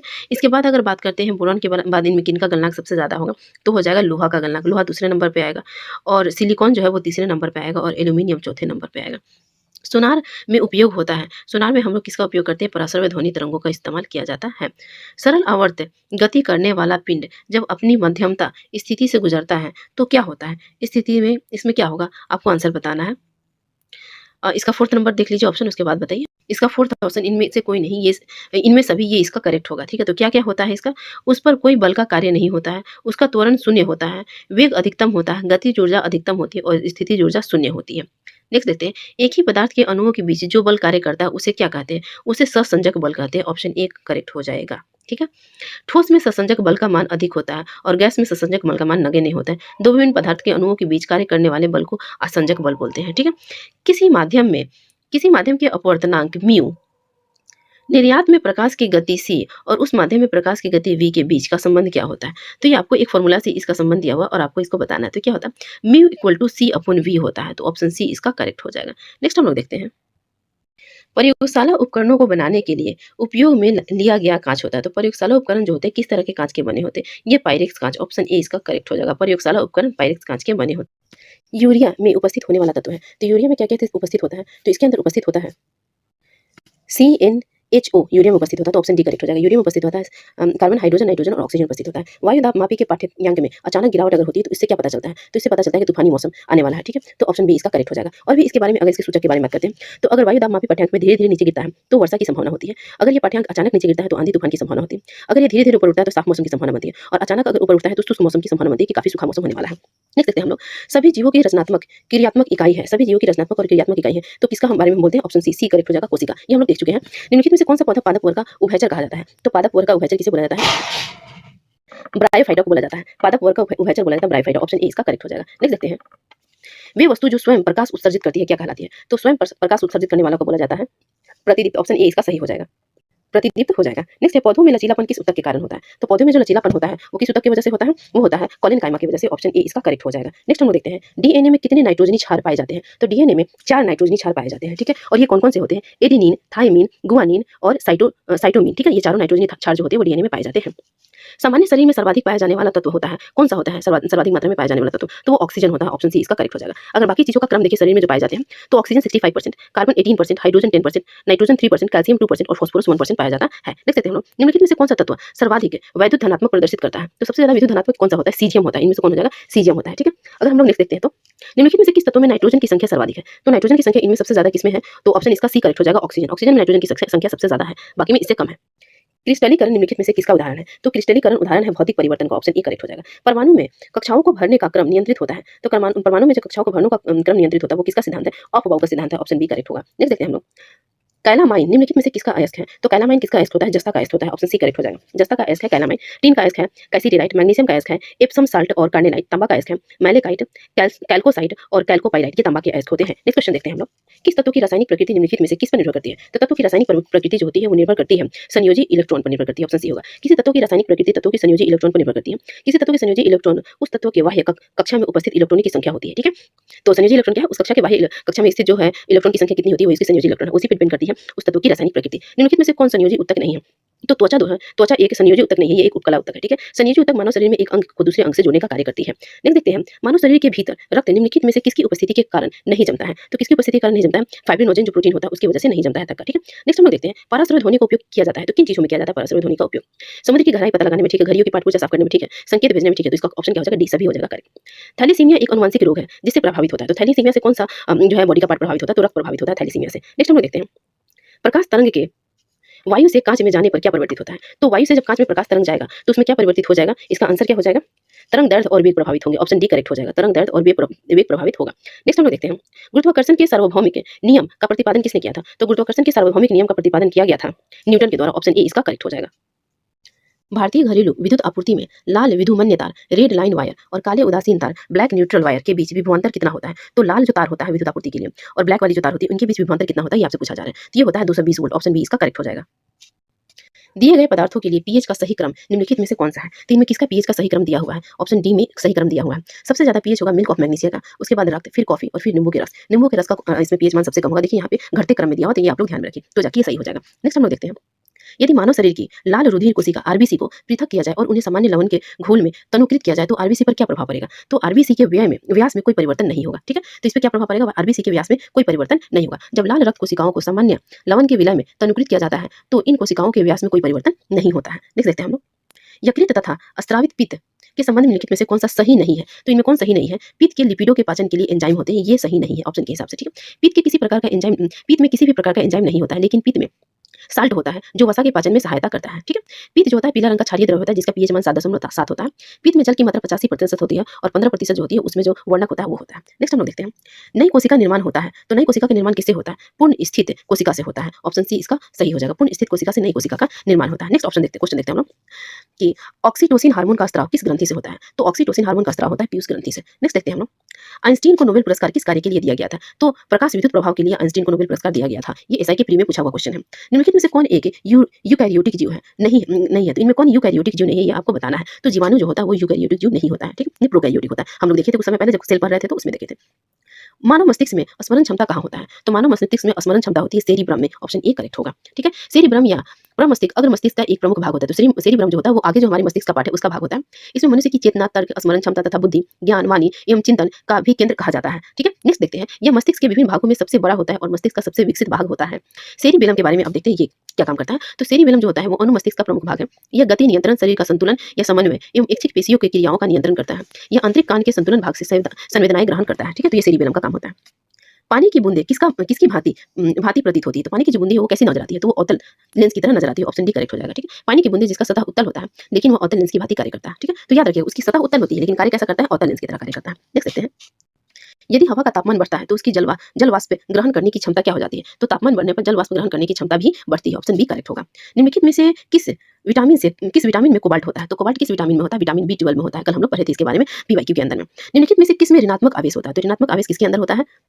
बीटा किरण के अंदर ऑप्शन सी करेक्ट हो जाएगा। बीटा किरण पे ऋणात्मक आवेश होती है, गामा किरण पे कोई आवेश नहीं होती है और अल्फा किरण पे धनात्मक आवेश होती है। नेक्स्ट, क्षारक वो रासायनिक पदार्थ होते हैं जो जल में घुलकर मुक्त करते हैं। तो क्षारक जल में घुलकर क्या मुक्त करते हैं? OH आयन मुक्त करते हैं। Option D. स्थितिज ऊर्जा के संबंध में निम्नलिखित में कौन सा कथन असत्य है? तो कौन असत्य है? स्थितिज ऊर्जा क्रियाशील ऊर्जा है, ये गलत है। ऊंचाई के साथ स्थितिज ऊर्जा में परिवर्तन नहीं होता है, ये गलत है। स्थितिज ऊर्जा संचित ऊर्जा नहीं है, ये गलत है। तो इनमें सभी के सभी जो है वो असत्य है। ठीक है, तो आगे हम लोग देखते हैं। शुष्क सेल एक एनोड किसका बना होता है? तो शुष्क सेल का जो एनोड होता है वो बना होता है कार्बन का। ठीक है, शुष्क सेल का एनोड किसका बना होता है? कार्बन का बना होता है। क्लोरीन अणु के बीच कैसा सहसंयोजक बंधन होता है? तो क्लोरीन अणु के बीच होता है एकल सहसंयोजक बंधन। ऑप्शन ए करेक्ट होगा। साबुन के पतले झाग में चमकदार रंग का बनना किसकी घटना है? तो साबुन के रंग में जो चमकदार बनता है झाग, उसकी वो कौन सी घटना है? तो प्रकाश का परावर्तन और व्यतिकरण दोनों ही हो जाएगा। यहाँ पे ऑप्शन ए करेक्ट हो जाएगा। परावर्तन और व्यतिकरण की वजह से होता है। देखिए परावर्तन क्या होता है, व्यतिकरण क्या होता है, पूर्ण आंतरिक परिवर्तन क्या होता है, ये पिछले वाले साइंस के वीडियो में हमने काफी अच्छे से बताया, वहां से आप लोग देख लीजिएगा। ये वीडियो काफी लंबी हो रही है इसलिए हम बाकी चीजों को यहाँ पे एक्सप्लेन नहीं कर रहे हैं। निम्नलिखित में से किसे कोशिकीय ईंधन भी कहा जाता है? तो इनमें किसको कोशिकीय ईंधन बोला जाता है? ग्लूकोज को बोला जाता है। ऑप्शन बी करेक्ट हो जाएगा।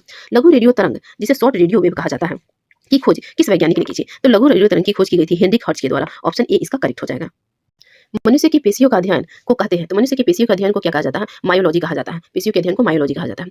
और स्तनधारी जंतु के अध्ययन को मैमोलॉजी कहा जाता है। रुधिर के अध्ययन को हीमेटोलॉजी कहा जाता है और अस्थियों के अध्ययन को ऑस्टियोलॉजी कहा जाता है। तो इन सभी के बारे में बता दिए हैं, उसको ध्यान में रखिएगा। निम्नलिखित में से कौन सही रूप से सुमेलित नहीं है? यहाँ पे देख लीजिए, ईस्ट कौन सही सुमेलित नहीं है? तो यहाँ पे हो जाएगा ईस्ट किण्वन सही होगा, कैसीन दूध प्रोटीन सही होगा, एलोवेरा आवृत बीजी सही होगा, घटपर्णी परजीवी आवृत बीजी नहीं, ये परजीवी आवृत बीजी नहीं होता है। ये कैसा होता है? तो ये जो घटपर्णी होता है वो प्रकाश संश्लेषण से अपना खाना बनाता है, परजीवी नहीं होता है। और जब इसका खाना कम पड़ जाता है तो ये कीड़ों को भक्षण करता है। ठीक है, किसी भी प्रजाति में गुणसूत्र संख्या, अब यहाँ ऑप्शन देखिए क्या हो जाएगा इसके बाद। किसी भी प्रजाति में गुणसूत्र की जो संख्या होती है वो क्या होती है? स्थिर होती है हमेशा। सी इसका करेक्ट हो जाएगा। निम्नलिखित में से कौन सा एक नाइट्रोजन स्थिरीकरण करने वाला जीव नहीं है? तो नाइट्रोजन स्थिरीकरण करने वाला जीव कौन सा इसमें नहीं है? माइकोराइजा जो है वो नहीं है। ऑप्शन डी इसका आंसर नहीं है। ठीक है, तो नॉस्टॉक एनाबिना एजोटोबैक्टीरिया सभी नाइट्रोजन का स्थिरीकरण करता है, माइकोराइजा नहीं करता है। कौन से परिवर्तन में एंजाइम ट्रिप्सिन उत्प्रेरक का कार्य करता है? ऑप्शन देख लीजिए आप लोग, आंसर इसका क्या हो जाएगा? प्रोटीन को अमीनो अम्ल में बदलने की प्रक्रिया। ऑप्शन सी इसका करेक्ट हो जाएगा। ट्रिप्सिन नामक एंजाइम का स्राव अग्नाशय द्वारा होता है जो कि प्रोटीन को अमीनो अम्ल में परिवर्तित करने के लिए उत्प्रेरण का कार्य करती है। नेक्स्ट हम लोग देखते हैं, निम्न में से किस विटामिन को कैले कैल्सीफेरॉल के नाम से जाना जाता है? तो ये किस विटामिन को जाना जाता है? विटामिन D3 को जाना जाता है। ये भी हम लोग साइंस के लेक्चर में देखे थे। रक्त में श्वेत रक्त कणिकाओं की अत्यधिक मात्रा में उपस्थिति को रोग विज्ञान की भाषा में क्या कहते हैं? तो रोग विज्ञान की भाषा में उसे बोलते हैं ल्यूकेमिया। क्या बोलते हैं? ल्यूकेमिया। बी करेक्ट होगा। वह तत्व जो मानव पसीने के माध्यम से उत्सर्जित होता है, तो मानव पसीने के माध्यम से क्या उत्सर्जित होता है? ऑप्शन आप लोग देखिए। तो मानव पसीने के से कौन सा चीज उत्सर्जित होता है आप लोग बताइए। तो इसका आंसर हो जाएगा बी और सी दोनों। ऑप्शन डी इसका करेक्ट हो जाएगा। मतलब कि मानव पसीने से उत्सर्जित होता है सोडियम, आयरन, मैग्नीशियम और पोटेशियम, ये सभी मानव पसीने से उत्सर्जित होता है।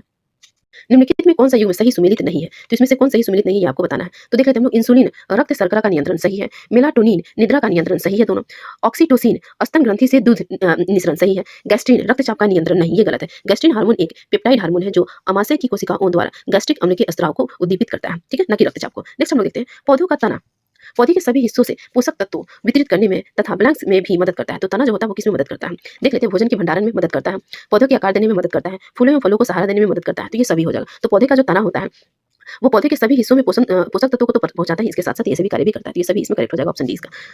पृथ्वी पर अधिकांश ऑक्सीजन उत्पादित होता है, तो पृथ्वी पर अधिकांश ऑक्सीजन कहाँ से उत्पादित होता है? शैवालों से होता है। डाइक्लोरो डाइफिनाइल ट्राइक्लोरो इथेन एक है। डीडीटी क्या है? ये हम लोग एक और पिछले बार क्वेश्चन में देख चुके हैं डीडीटी के बारे में। तो आप लोग बताइए डीडीटी क्या होता है? तो एक अजैव अपघटनीय प्रदूषक है। क्या है? अजैव अपघटनीय प्रदूषक है। हाइड्रोकार्बन के अणुओं के बढ़ते क्रम अनुसार निम्नलिखित में कौन सा सही है? ठीक है, तो हाइड्रोकार्बन यहाँ पे दिए हुए, इनके अनुभार में बढ़ते क्रम में आपको बताना है। तो इसका आंसर क्या हो जाएगा? ये सही हो जाएगा, मीथेन, इथेन, प्रोपेन और ब्यूटेन। नेक्स्ट है, हाइड्रोजन में सबसे अधिक अभिक्रियाशील होता है, तो हाइड्रोजन में सबसे ज्यादा अभिक्रियाशील कौन होता है आप बताइए? तो वो कौन होता है? फ्लोरीन होता है। ये क्वेश्चन भी हम लोग पीछे डिस्कस कर चुके हैं। वनस्पति तेल के हाइड्रोजनीकरण में निम्नलिखित में से किस उत्प्रेरक का उपयोग किया जाता है? तो वो कौन सा उत्प्रेरक है? निकेल का इस्तेमाल करते हैं। ऑप्शन सी करेक्ट होगा।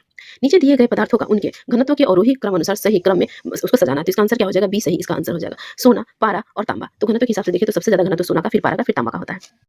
आवर्धक कांच में किस प्रकार का लेंस प्रयुक्त होता है? तो आवर्धक कांच में उत्तल लेंस का प्रयोग किया जाता है। देखिए आवर्धक कांच में उसके साथ साथ जो हम लोग दूरबीन का इस्तेमाल करते हैं, इसमें भी हम लोग उत्तल लेंस का इस्तेमाल करते हैं। तापमान बढ़ने पर द्रव्य की सांद्रता पर क्या प्रभाव पड़ती है? तो तापमान बढ़ने पर द्रव्य की जो सांद्रता होती है वो घटती है। ऑप्शन बी इसका करेक्ट हो जाएगा। ठीक है, ऑप्शन बी इसका करेक्ट होगा। नेक्स्ट देखते हैं हम लोग, कॉस्मिक किरणों के संबंध में निम्नलिखित में से कौन सा सही नहीं है? तो कॉस्मिक किरण के बारे में कौन सही नहीं है आपको बताना है। तो ये विद्युत चुंबकीय तरंग होता है? नहीं, कॉस्मिक किरण जो होता है वो विद्युत चुंबकीय स्पेक्ट्रम का भाग नहीं होता है। ये उच्च ऊर्जा वाले आवेशित कण होता है जो अंतरिक्ष में लगभग प्रकाश की गति से गमन करता है।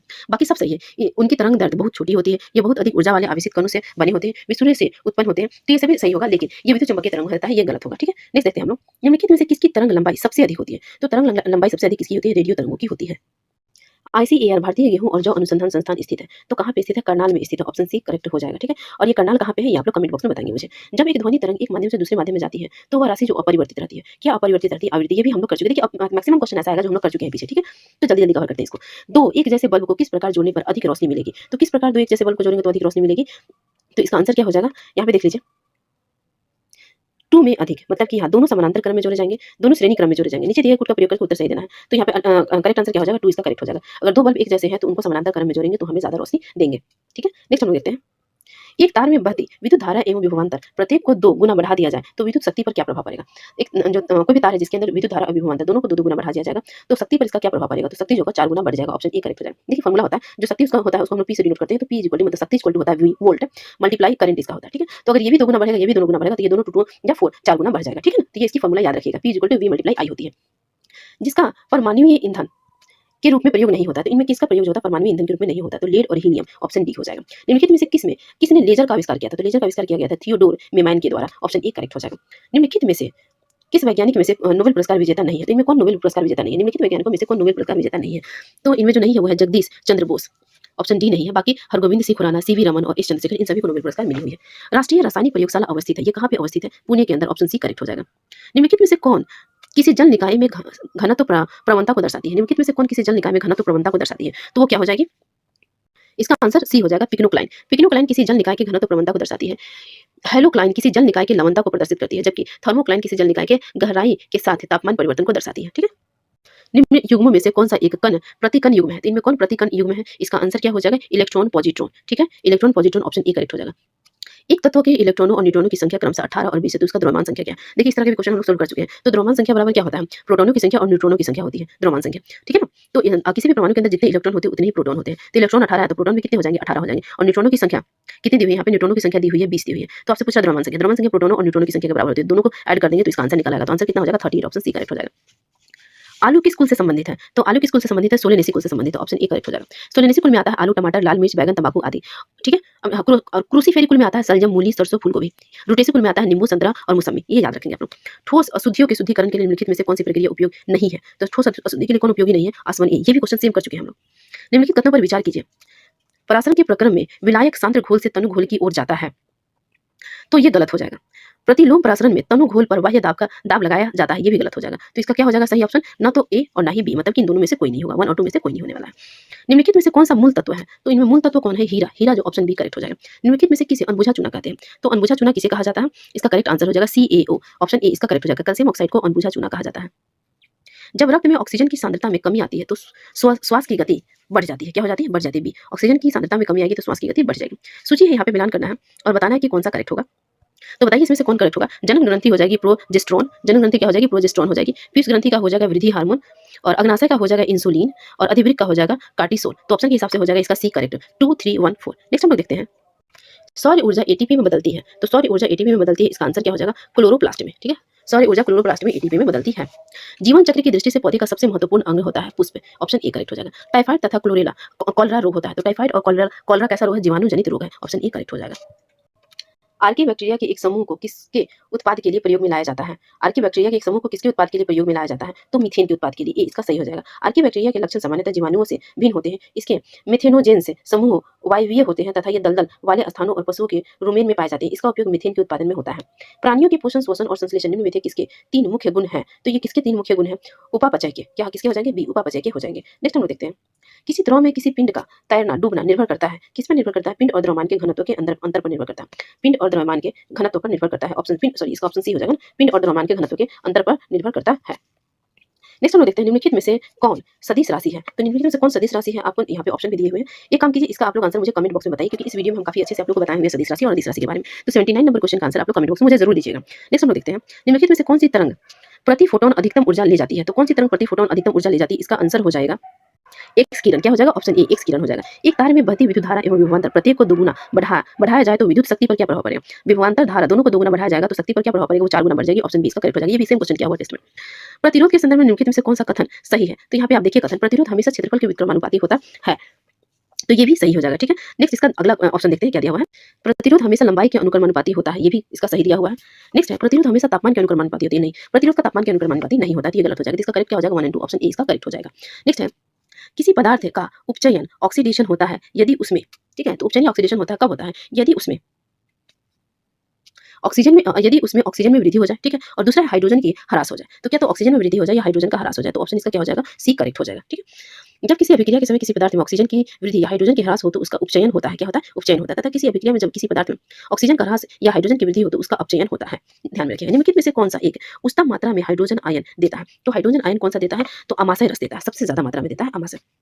निम्नलिखित में से कौन सा धातु ठोस अवस्था में मिलती है, तो ठोस अवस्था में मिलने वाली धातु कौन सी है, इसमें से बोरोन है, ठीक है, बोरोन कहाँ पे है, ऑप्शन बी इसका करेक्ट हो जाएगा। निम्नलिखित में से कौन सा धातु शीघ्र संचालित होती है, तो शीघ्र संचालित होती है लोहा, ऑप्शन बी करेक्ट हो जाएगा, ठीक है। अच्छा, लोहे को संचालन से रोकने के लिए उस पर जस्ते की लेप लगाई जाती है जिसे हम लोग जस्ता लेपन कहते हैं, और इस तरह के क्वेश्चन को हम लोग पीछे वाले साइंस के वीडियो में जो पीवाईक्यू के है उसमें सोल्व किया हुआ है। आयनिक यौगिक के बारे में निम्नलिखित में से क्या सही है, तो आयनिक यौगिक के बारे में सही है उनका गलनांक उच्च किंतु क्वथनांक निम्न होता है, नहीं ये गलत है। उनका गलनांक निम्न उनका गलनांक निम्न किंतु क्वथनांक उच्च होता है, ये भी गलत है। देखिए आयनिक जो यौगिक होते हैं उनके गलनांक और क्वथनांक दोनों ही उच्च होते हैं, ठीक है, तो इस हिसाब से ये ऑप्शन गलत हो जाएगा। वे सामान्यतः मिट्टी तेल में घुलनशील होते हैं, नहीं ये मिट्टी के तेल में जो होते हैं अघुलनशील होते हैं, और ये मिट्टी के तेल में अघुलनशील होते हैं और जल में जो होते हैं वो घुलनशील होते हैं, तो इसलिए इसका आंसर क्या हो जाएगा, ऑप्शन डी हो जाएगा। अयस्क में मिले अशुद्ध पदार्थ को कहते हैं, तो अयस्क में जो अशुद्ध पदार्थ मिला होता है उसको क्या कहते हैं, उसको गैंग कहा जाता है सी, और उसको हटाने के लिए जो उसमें हम लोग मिलाते हैं उसको क्या कहते हैं, उसको फ्लक्स बोलते हैं, ठीक है। नेक्स्ट देखते हैं हम लोग, अयस्क में मिले अशुद्ध पदार्थों को गैंग कहा जाता है, और अयस्क में मिले गैंग को हटाने के लिए बाहर से मिलाए गए पदार्थ को फ्लक्स कहते हैं। गैंग और फ्लक्स मिलने से बने पदार्थ को धातुमल कहा जाता है, जिसको हम लोग स्लैग कहते हैं, ठीक है, तो दोनों के मिक्सचर को स्लैग कहा जाता है। निम्नलिखित में से कौन बहुकोशिकीय जीव है, इनमें से कौन बहुकोशिकीय जीव है, कवक बहुकोशिकीय जीव है। यहाँ सूची दी हुई है, इसको मिलान करना है, ग्रंथि है और हार्मोन्स है, तो इनमें कौन सही सुमेलित है, देखिए हम बोलते जाते हैं, आप लोग मिलाते जाइए, उसके हिसाब से देख लीजिएगा। अग्नाशय का हो जाएगा ग्लूकागोन, अग्नाशय का क्या हो जाएगा, ग्लूकागोन 4 हो जाएगा। पीयूष ग्रंथि का हो जाएगा अपटू ग्रंथि उत्तेजक हार्मोन, इसका 3 हो जाएगा। अधिवीर ग्रंथि का हो जाएगा कार्टोसोल, क्या हो जाएगा, कार्टोसोल ए, और वीर का हो जाएगा विटामिन डी, तो इसके हिसाब से आपका ऑप्शन जो है वो ए सही हो जाएगा, 4 3 1 2, ठीक है। नेक्स्ट हम देखते हैं, निम्नलिखित में से कौन से पादप के मुख्य अवशोषक अंग है, तो पादप का मुख्य अवशोषक अंग क्या होता है, जड़ और पत्ती, ये दोनों ही होती है, तो ऑप्शन सी करेक्ट हो जाएगा। पादप के मूल रोमी द्वारा परासरण प्रक्रिया से जल अवशोषण होता है। पौधे की जड़ का कार्य भूमि से जल तथा पोषण तत्वों का अवशोषण और पौधों को सहारा प्रदान करना होता है। पत्तियां प्रकाश संश्लेषण की क्रिया द्वारा भोजन तैयार करती हैं। पुष्प के विभिन्न भागों में निम्नलिखित में से कौन सा सम्मिलित नहीं है, तो इसके मूल भागों में कौन नहीं आता, मूलांकुर नहीं आता, बाकी बाह्य दल, पंखुड़ी, पुंकेसर ये सभी आते हैं, ये भी पीवाईक्यू में पूछा हुआ है एसआईपी में, ठीक है। देख लेते हैं हम लोग, निम्नलिखित में से कौन सी पादप गतिविधियां तापमान में परिवर्तन से प्रभावित होती है, तो कौन सी पादप गतिविधियां तापमान में परिवर्तन से प्रभावित होगी, तो ये सभी प्रभावित होगी, प्रकाश संश्लेषण, शोषण, खनिज का अवशोषण, ये सभी, तो ऑप्शन डी करेक्ट हो जाएगा। 94 का देखते हैं, इम्फीसाइमा इम्फीसाइमा निम्नलिखित में से किससे प्रभावित होती है, तो इम्फीसाइमा जो होती है वो प्रभावित होती है फेफड़ा, इम्फीसाइमा से प्रभावित होती है फेफड़ा। इम्फीसाइमा मुख्यतः धुआं तथा धूम्रपान आदि के सेवन से व्यक्ति में अंतः श्वसन से जुड़ा रोग है, ठीक है। निम्नलिखित में से कौन सा शारीरिक अंग श्वसन क्रिया में भाग नहीं लेता, तो इनमें कौन श्वसन क्रिया में भाग नहीं लेगा, तो आंसर हो जाएगा बोमन संपुट, ऑप्शन बी इसका करेक्ट हो जाएगा। निम्नलिखित में से कौन सा कोशिकांग जंतु कोशिकाओं में अनुपस्थित होता है जबकि पादप कोशिकाओं में मौजूद होता है, तो कोशिका वाला जो अभी थोड़ी देर पहले हम लोग स्लाइड देखे थे उसमें देखे थे, तो इसमें कौन कौन सा हो जाएगा, जो कि जंतु कोशिकाओं में नहीं होता लेकिन पादप कोशिकाओं में होता है, तो इसका आंसर हो जाएगा A B C, option D इसका करेक्ट हो जाएगा। मतलब कि कोशिका भित्ति, लवक और रिक्तिका ये सभी जो होती है वो केवल पादप कोशिका में होती है, जंतु कोशिका में नहीं होती है। मैग्नीलियम मिश्र धातु में सर्वाधिक मात्रा में पाया जाता है, तो सबसे ज्यादा मात्रा में एल्यूमिनियम होता है, बी इसका करेक्ट होगा। मैग्नीलियम मिश्र धातु में सर्वाधिक मात्रा में एल्यूमिनियम पाया जाता है, इसका उपयोग हवाई जहाज, तराजू इत्यादि के निर्माण में होता है। इस मिश्र धातु में एल्यूमिनियम तथा मैग्नीशियम का संगठन होता है, तो किसके मिलने से बनता है, एल्यूमिनियम और मैग्नीशियम के मिलने से बनता है। नेक्स्ट, निम्नलिखित में से कौन सा कार्बनिक यौगिक नहीं है, तो इनमें कौन कार्बनिक यौगिक नहीं है, साइनाइड जो है, ऑप्शन सी करेक्ट होगा। दो परमाणु के बीच इलेक्ट्रॉनों के साझा से बनने वाले रासायनिक बंधन को क्या कहा जाता है, सहसंयोजन बंधन, ऑप्शन बी करेक्ट होगा। जब ध्वनि तरंगे किसी माध्यम से होकर संचालित होती है तो कौन सी भौतिक राशि संचालित होती है, तो इसमें कौन सी भौतिक राशि संचालित होती है, केवल ऊर्जा ही जो है एक माध्यम से दूसरे माध्यम में जाती है, बाकी चीजें नहीं जाती है। प्रोटियम, ड्यूटेरियम और ट्रिटियम समस्थानिक के संबंध में निम्नलिखित कथनों पर विचार कीजिए, तो इसमें से कौन सा सही होगा या कौन सा असत्य है, ये आपको बताना है, ठीक है। तो पहले तो हम लोग देख लेते हैं, इसमें न्यूट्रॉनों की संख्या समान होती है। अच्छा देखिए यहाँ पे कौन है, ये नंबर के हिसाब से सही नहीं दिया, बस यहाँ पे केवल एक सही है, इनमें कोई 2 सही है या 3 सही है, ये आपको बताया गया है। तो देख लीजिए पहले, तत्वों के परमाणु जिनकी परमाणु संख्या समान होती है, द्रव्यमान संख्या भिन्न होती है, उन्हें हम लोग समस्थानिक कहते हैं। आप लोग जान रहे हैं, पिछले क्लास में पढ़ाया हुआ समस्थानिक संभारिक के दोनों। प्रोटियम, ड्यूटेरियम और ट्रिटियम हाइड्रोजन के 3 समस्थानिक होते हैं, ठीक है। इसमें परमाणु संख्या प्रोटॉनों की संख्या समान होती है, ठीक है, और न्यूट्रॉनों की संख्या भिन्न होती है। अब यहाँ से देखिए, इसमें न्यूट्रॉनों की संख्या समान होती नहीं, भिन्न होती है, प्रोटॉनों की संख्या समान होती है। हाँ, इसमें प्रोटॉनों की संख्या परमाणु संख्या समान होती है और प्रोटॉनों की संख्या समान होती है, तो प्रोटॉनों की संख्या परमाणु संख्या समान होती है, तो इसमें 2 और 3 करेक्ट होगा, 1 नॉन करेक्ट हो जाएगा, तो इसके हिसाब से ऑप्शन बी करेक्ट। इसमें कौन असत्य दिया हुआ, तो इसमें एक असत्य है, तो इसका क्या हो जाएगा आंसर आपका ए सही हो जाएगा, केवल एक असत्य दिया हुआ है। गैसों के प्रसारण के संबंध में निम्नलिखित कथनों में से कौन सा सत्य नहीं है, तो इसमें कौन सत्य नहीं है, गैसों के अणुओं की गतिज ऊर्जा गैस के परम ताप के व्युत्क्रमानुपाती होता है, ये सही नहीं है, ठीक है, बाकी सभी इसमें सही दिए हुए हैं, पढ़ लीजिएगा आप लोग। नेक्स्ट है, भारी पानी में साधारण साबुन काम नहीं कर सकता क्योंकि इसमें क्या होता है, कैल्शियम और मैग्नीशियम के आयनों के साथ अवक्षेप की रचना होती है। भारी पानी में कैल्शियम आयन तथा मैग्नीशियम आयन साबुन के साथ प्रक्रिया करके अवक्षेप प्रदान करता है, परिणामस्वरूप घुलनशील पदार्थ कपड़े की अच्छी तरह से सफाई नहीं कर पाती है। 9 नंबर देखते हैं, आधुनिक आवर्त सारणी के अनुसार आवर्त में जब हम बाईं से दाईं ओर जाते हैं, क्या बोल रहा है, बाईं से दाईं ओर जाते हैं, तब संयोजकता कोष में इलेक्ट्रॉनों की संख्या एक इकाई से कितनी हो जाती है, ये आपको बताना है। तो ये क्या हो जाती है, एक इकाई से बढ़ जाती है। क्या हो जाती है? एक इकाई से ये बढ़ जाती है। आवर्त सारणी के जनक मुस्लिम को बोला जाता है। इनके अनुसार तत्वों के गुण उनके परमाणु क्रमांकों के आवर्त फलन होते हैं। इसकी कुल संख्या 7 आवर्त। इन्होंने बोला कि परमाणु संख्या में जो कुल 7 आवर्त होते हैं आवर्त सारणी में और 18 वर्ग होते हैं। ठीक है। उसके अलावा इन्होंने बोला कि आवर्त में जब हम बाएं से दाएं की ओर जाते हैं तब संयोजकता कोष में इलेक्ट्रॉन की संख्या एक इकाई से बढ़ जाती है। आपतित किरण और परावर्तित किरण के बीच के कोण दो समान कोण में ब्लैंक्स विभाजित करते हैं। तो क्या विभाजित करते हैं? अभिलंब रेखा के द्वारा विभाजित होते हैं। ये आपतित किरण और जो परावर्तित किरण होता है इनके बीच का जो कोण होता है उसको कौन विभाजित करता है? अभिलंब रेखा जो ये होता है ये विभाजित करता है। गोलाकार दर्पण की वक्रता की त्रिज्या फोकस दूरी का क्या होती है? तो गोलाकार दर्पण की जो फोकस दूरी होती है वो वक्रता त्रिज्या फोकस दूरी की दोगुनी होती है। तो ऑप्शन बी करेक्ट हो जाएगा। प्रकाश संश्लेषण के कुल ब्लैंक्स का केवल 1% सभी हरे पौधे द्वारा अवशोषित किए जाते हैं। तो प्रकाश संश्लेषण के कुल 100 विकिरण का, किसका? सौर विकिरण का। प्रकाश संश्लेषण के कुल 100 विकिरण का केवल 1% सभी हरे पौधों के द्वारा अवशोषित किए जाते हैं। उस कथन को पहचानिए जो बायोडिग्रेडेबल उत्पादों के लिए गलत है। तो इसमें कौन सा गलत हो जाएगा? ऑप्शन बी गलत हो जाएगा। मानवीय प्रक्रियाओं के द्वारा उनका पुनः उपयोग हो सकता है या उनको रिसाइकल किया जा सकता है। किसी इलेक्ट्रिक सर्किट में आभासी शक्ति के लिए प्रयुक्त होने वाला इकाई है। तो कौन सा इकाई है? वोल्ट और एम्पियर। ऑप्शन बी इसका करेक्ट हो जाएगा। अग्नाशय क्रमशः प्रोटीन और वसा की प्रोसेसिंग के लिए ब्लैंक्स और ब्लैंक्स का स्त्रवण करती है। तो अग्नाशय जो है प्रोटीन और वसा के लिए किसका और किसका स्त्रवण करती है ये पूछा गया है इसमें। तो ये हो जाएगा ट्रिप्सिन और लाइपेज का करती है। ऑप्शन डी करेक्ट हो जाएगा। नेक्स्ट है हाइड्रा और खमीर ब्लैंक्स के द्वारा प्रजनन करने में सक्षम होते हैं। तो मुकुलन के द्वारा। ऑप्शन डी हो जाएगा। चालक कंडक्टर का प्रतिरोध के संबंध में कौन सा कथन गलत है? तो इसमें से कौन सा गलत हो जाएगा आपका कथन? चालक का प्रतिरोध लंबाई के अनुक्रमानुपाती होता है। ऑप्शन ए हो जाएगा। चालक का प्रतिरोध लंबाई के अनुक्रमानुपाती होता है ये गलत है। बाकी ये सभी जो है वो सही है। नेक्स्ट हम लोग देखते हैं बायोगैस विशेष रूप से उन विभिन्न गैसों के मिश्रण को दर्शाता है जो ब्लैंक्स को अनुपस्थिति में कार्बनिक पदार्थों के विभाजन से पैदा होता है। तो इसका सही आंसर इसमें से क्या हो जाएगा? इसका हो जाएगा ऑक्सीजन। ठीक है। ऑप्शन ए करेक्ट हो जाएगा। बायोगैस विशेष रूप से उन विभिन्न गैसों के मिश्रण को दर्शाता है जो ऑक्सीजन की अनुपस्थिति में कार्बनिक पदार्थों के विभाजन से पैदा होता है। हीमोग्लोबिन एक प्रोटीन है। निम्नलिखित में से कौन सा विकल्प इसके संबंध में सही है? ठीक है। तो इसमें से कौन सा सही हो जाएगा ये आपसे पूछी गई है। तो यह प्रोटीन की चतुर्भुज संरचना है ये सही होगी। ठीक है। ऑप्शन डी यह प्रोटीन की चतुर्भुज संरचना ये सही होगी। मनुष्य के पाचन की प्रक्रिया कहाँ से शुरू होती है? तो मनुष्य की पाचन की जो प्रक्रिया होती है वो मुख से शुरू होती है। ये क्वेश्चन बीपीएससी के प्री में पूछा हुआ है कि मनुष्य के पाचन की प्रक्रिया कहाँ से शुरू होती है? मुख से शुरू होती है। तो अभी हमारा ये जो एडिटोरियल का टेस्ट सीरीज का साइंस का जो सेशन था वो पूरा खत्म हो गया। जितने भी इसमें 15 टेस्ट दिए हुए थे टेस्ट सीरीज के अंदर में वॉल्यूम 2 के अंदर वो सभी हम लोगों ने देख लिया। देखिए मेरा सजेशन ये होगा कि इसको देखने के साथ साथ हमारे चैनल पे साइंस का पीवाईक्यू का भी वीडियो डाला हुआ है एक साथ करके उसको आप जरूर देखें क्योंकि मैक्सिमम जो स्टैटिक का पोर्शन है जो उसमें कवर किया हुआ है वो मेरे द्वारा इसमें कवर नहीं किया गया है क्योंकि अगर मैं इसमें कवर करती उसको तो वीडियो काफी लॉन्ग हो जाता। ठीक है। तो आप लोग उसको भी देखें और इसको देखने के साथ उसको जरूर देख लें। अभी हम लोग इस लेक्चर में साइंस के जो भी इम्पोर्टेंट क्वेश्चन बनते हैं बिहार एसआई के लिए वो सभी हम लोगों ने देख लिए हैं। तो इस वीडियो को आप लोग शुरू से लास्ट तक पूरा देख लीजिए और वीडियो अगर आप लोगों को यूजफुल लगा हो तो वीडियो को लाइक शेयर और सब्सक्राइब करके बेल आइकन को दबा लीजिए। धन्यवाद सभी को वीडियो को देखने के लिए।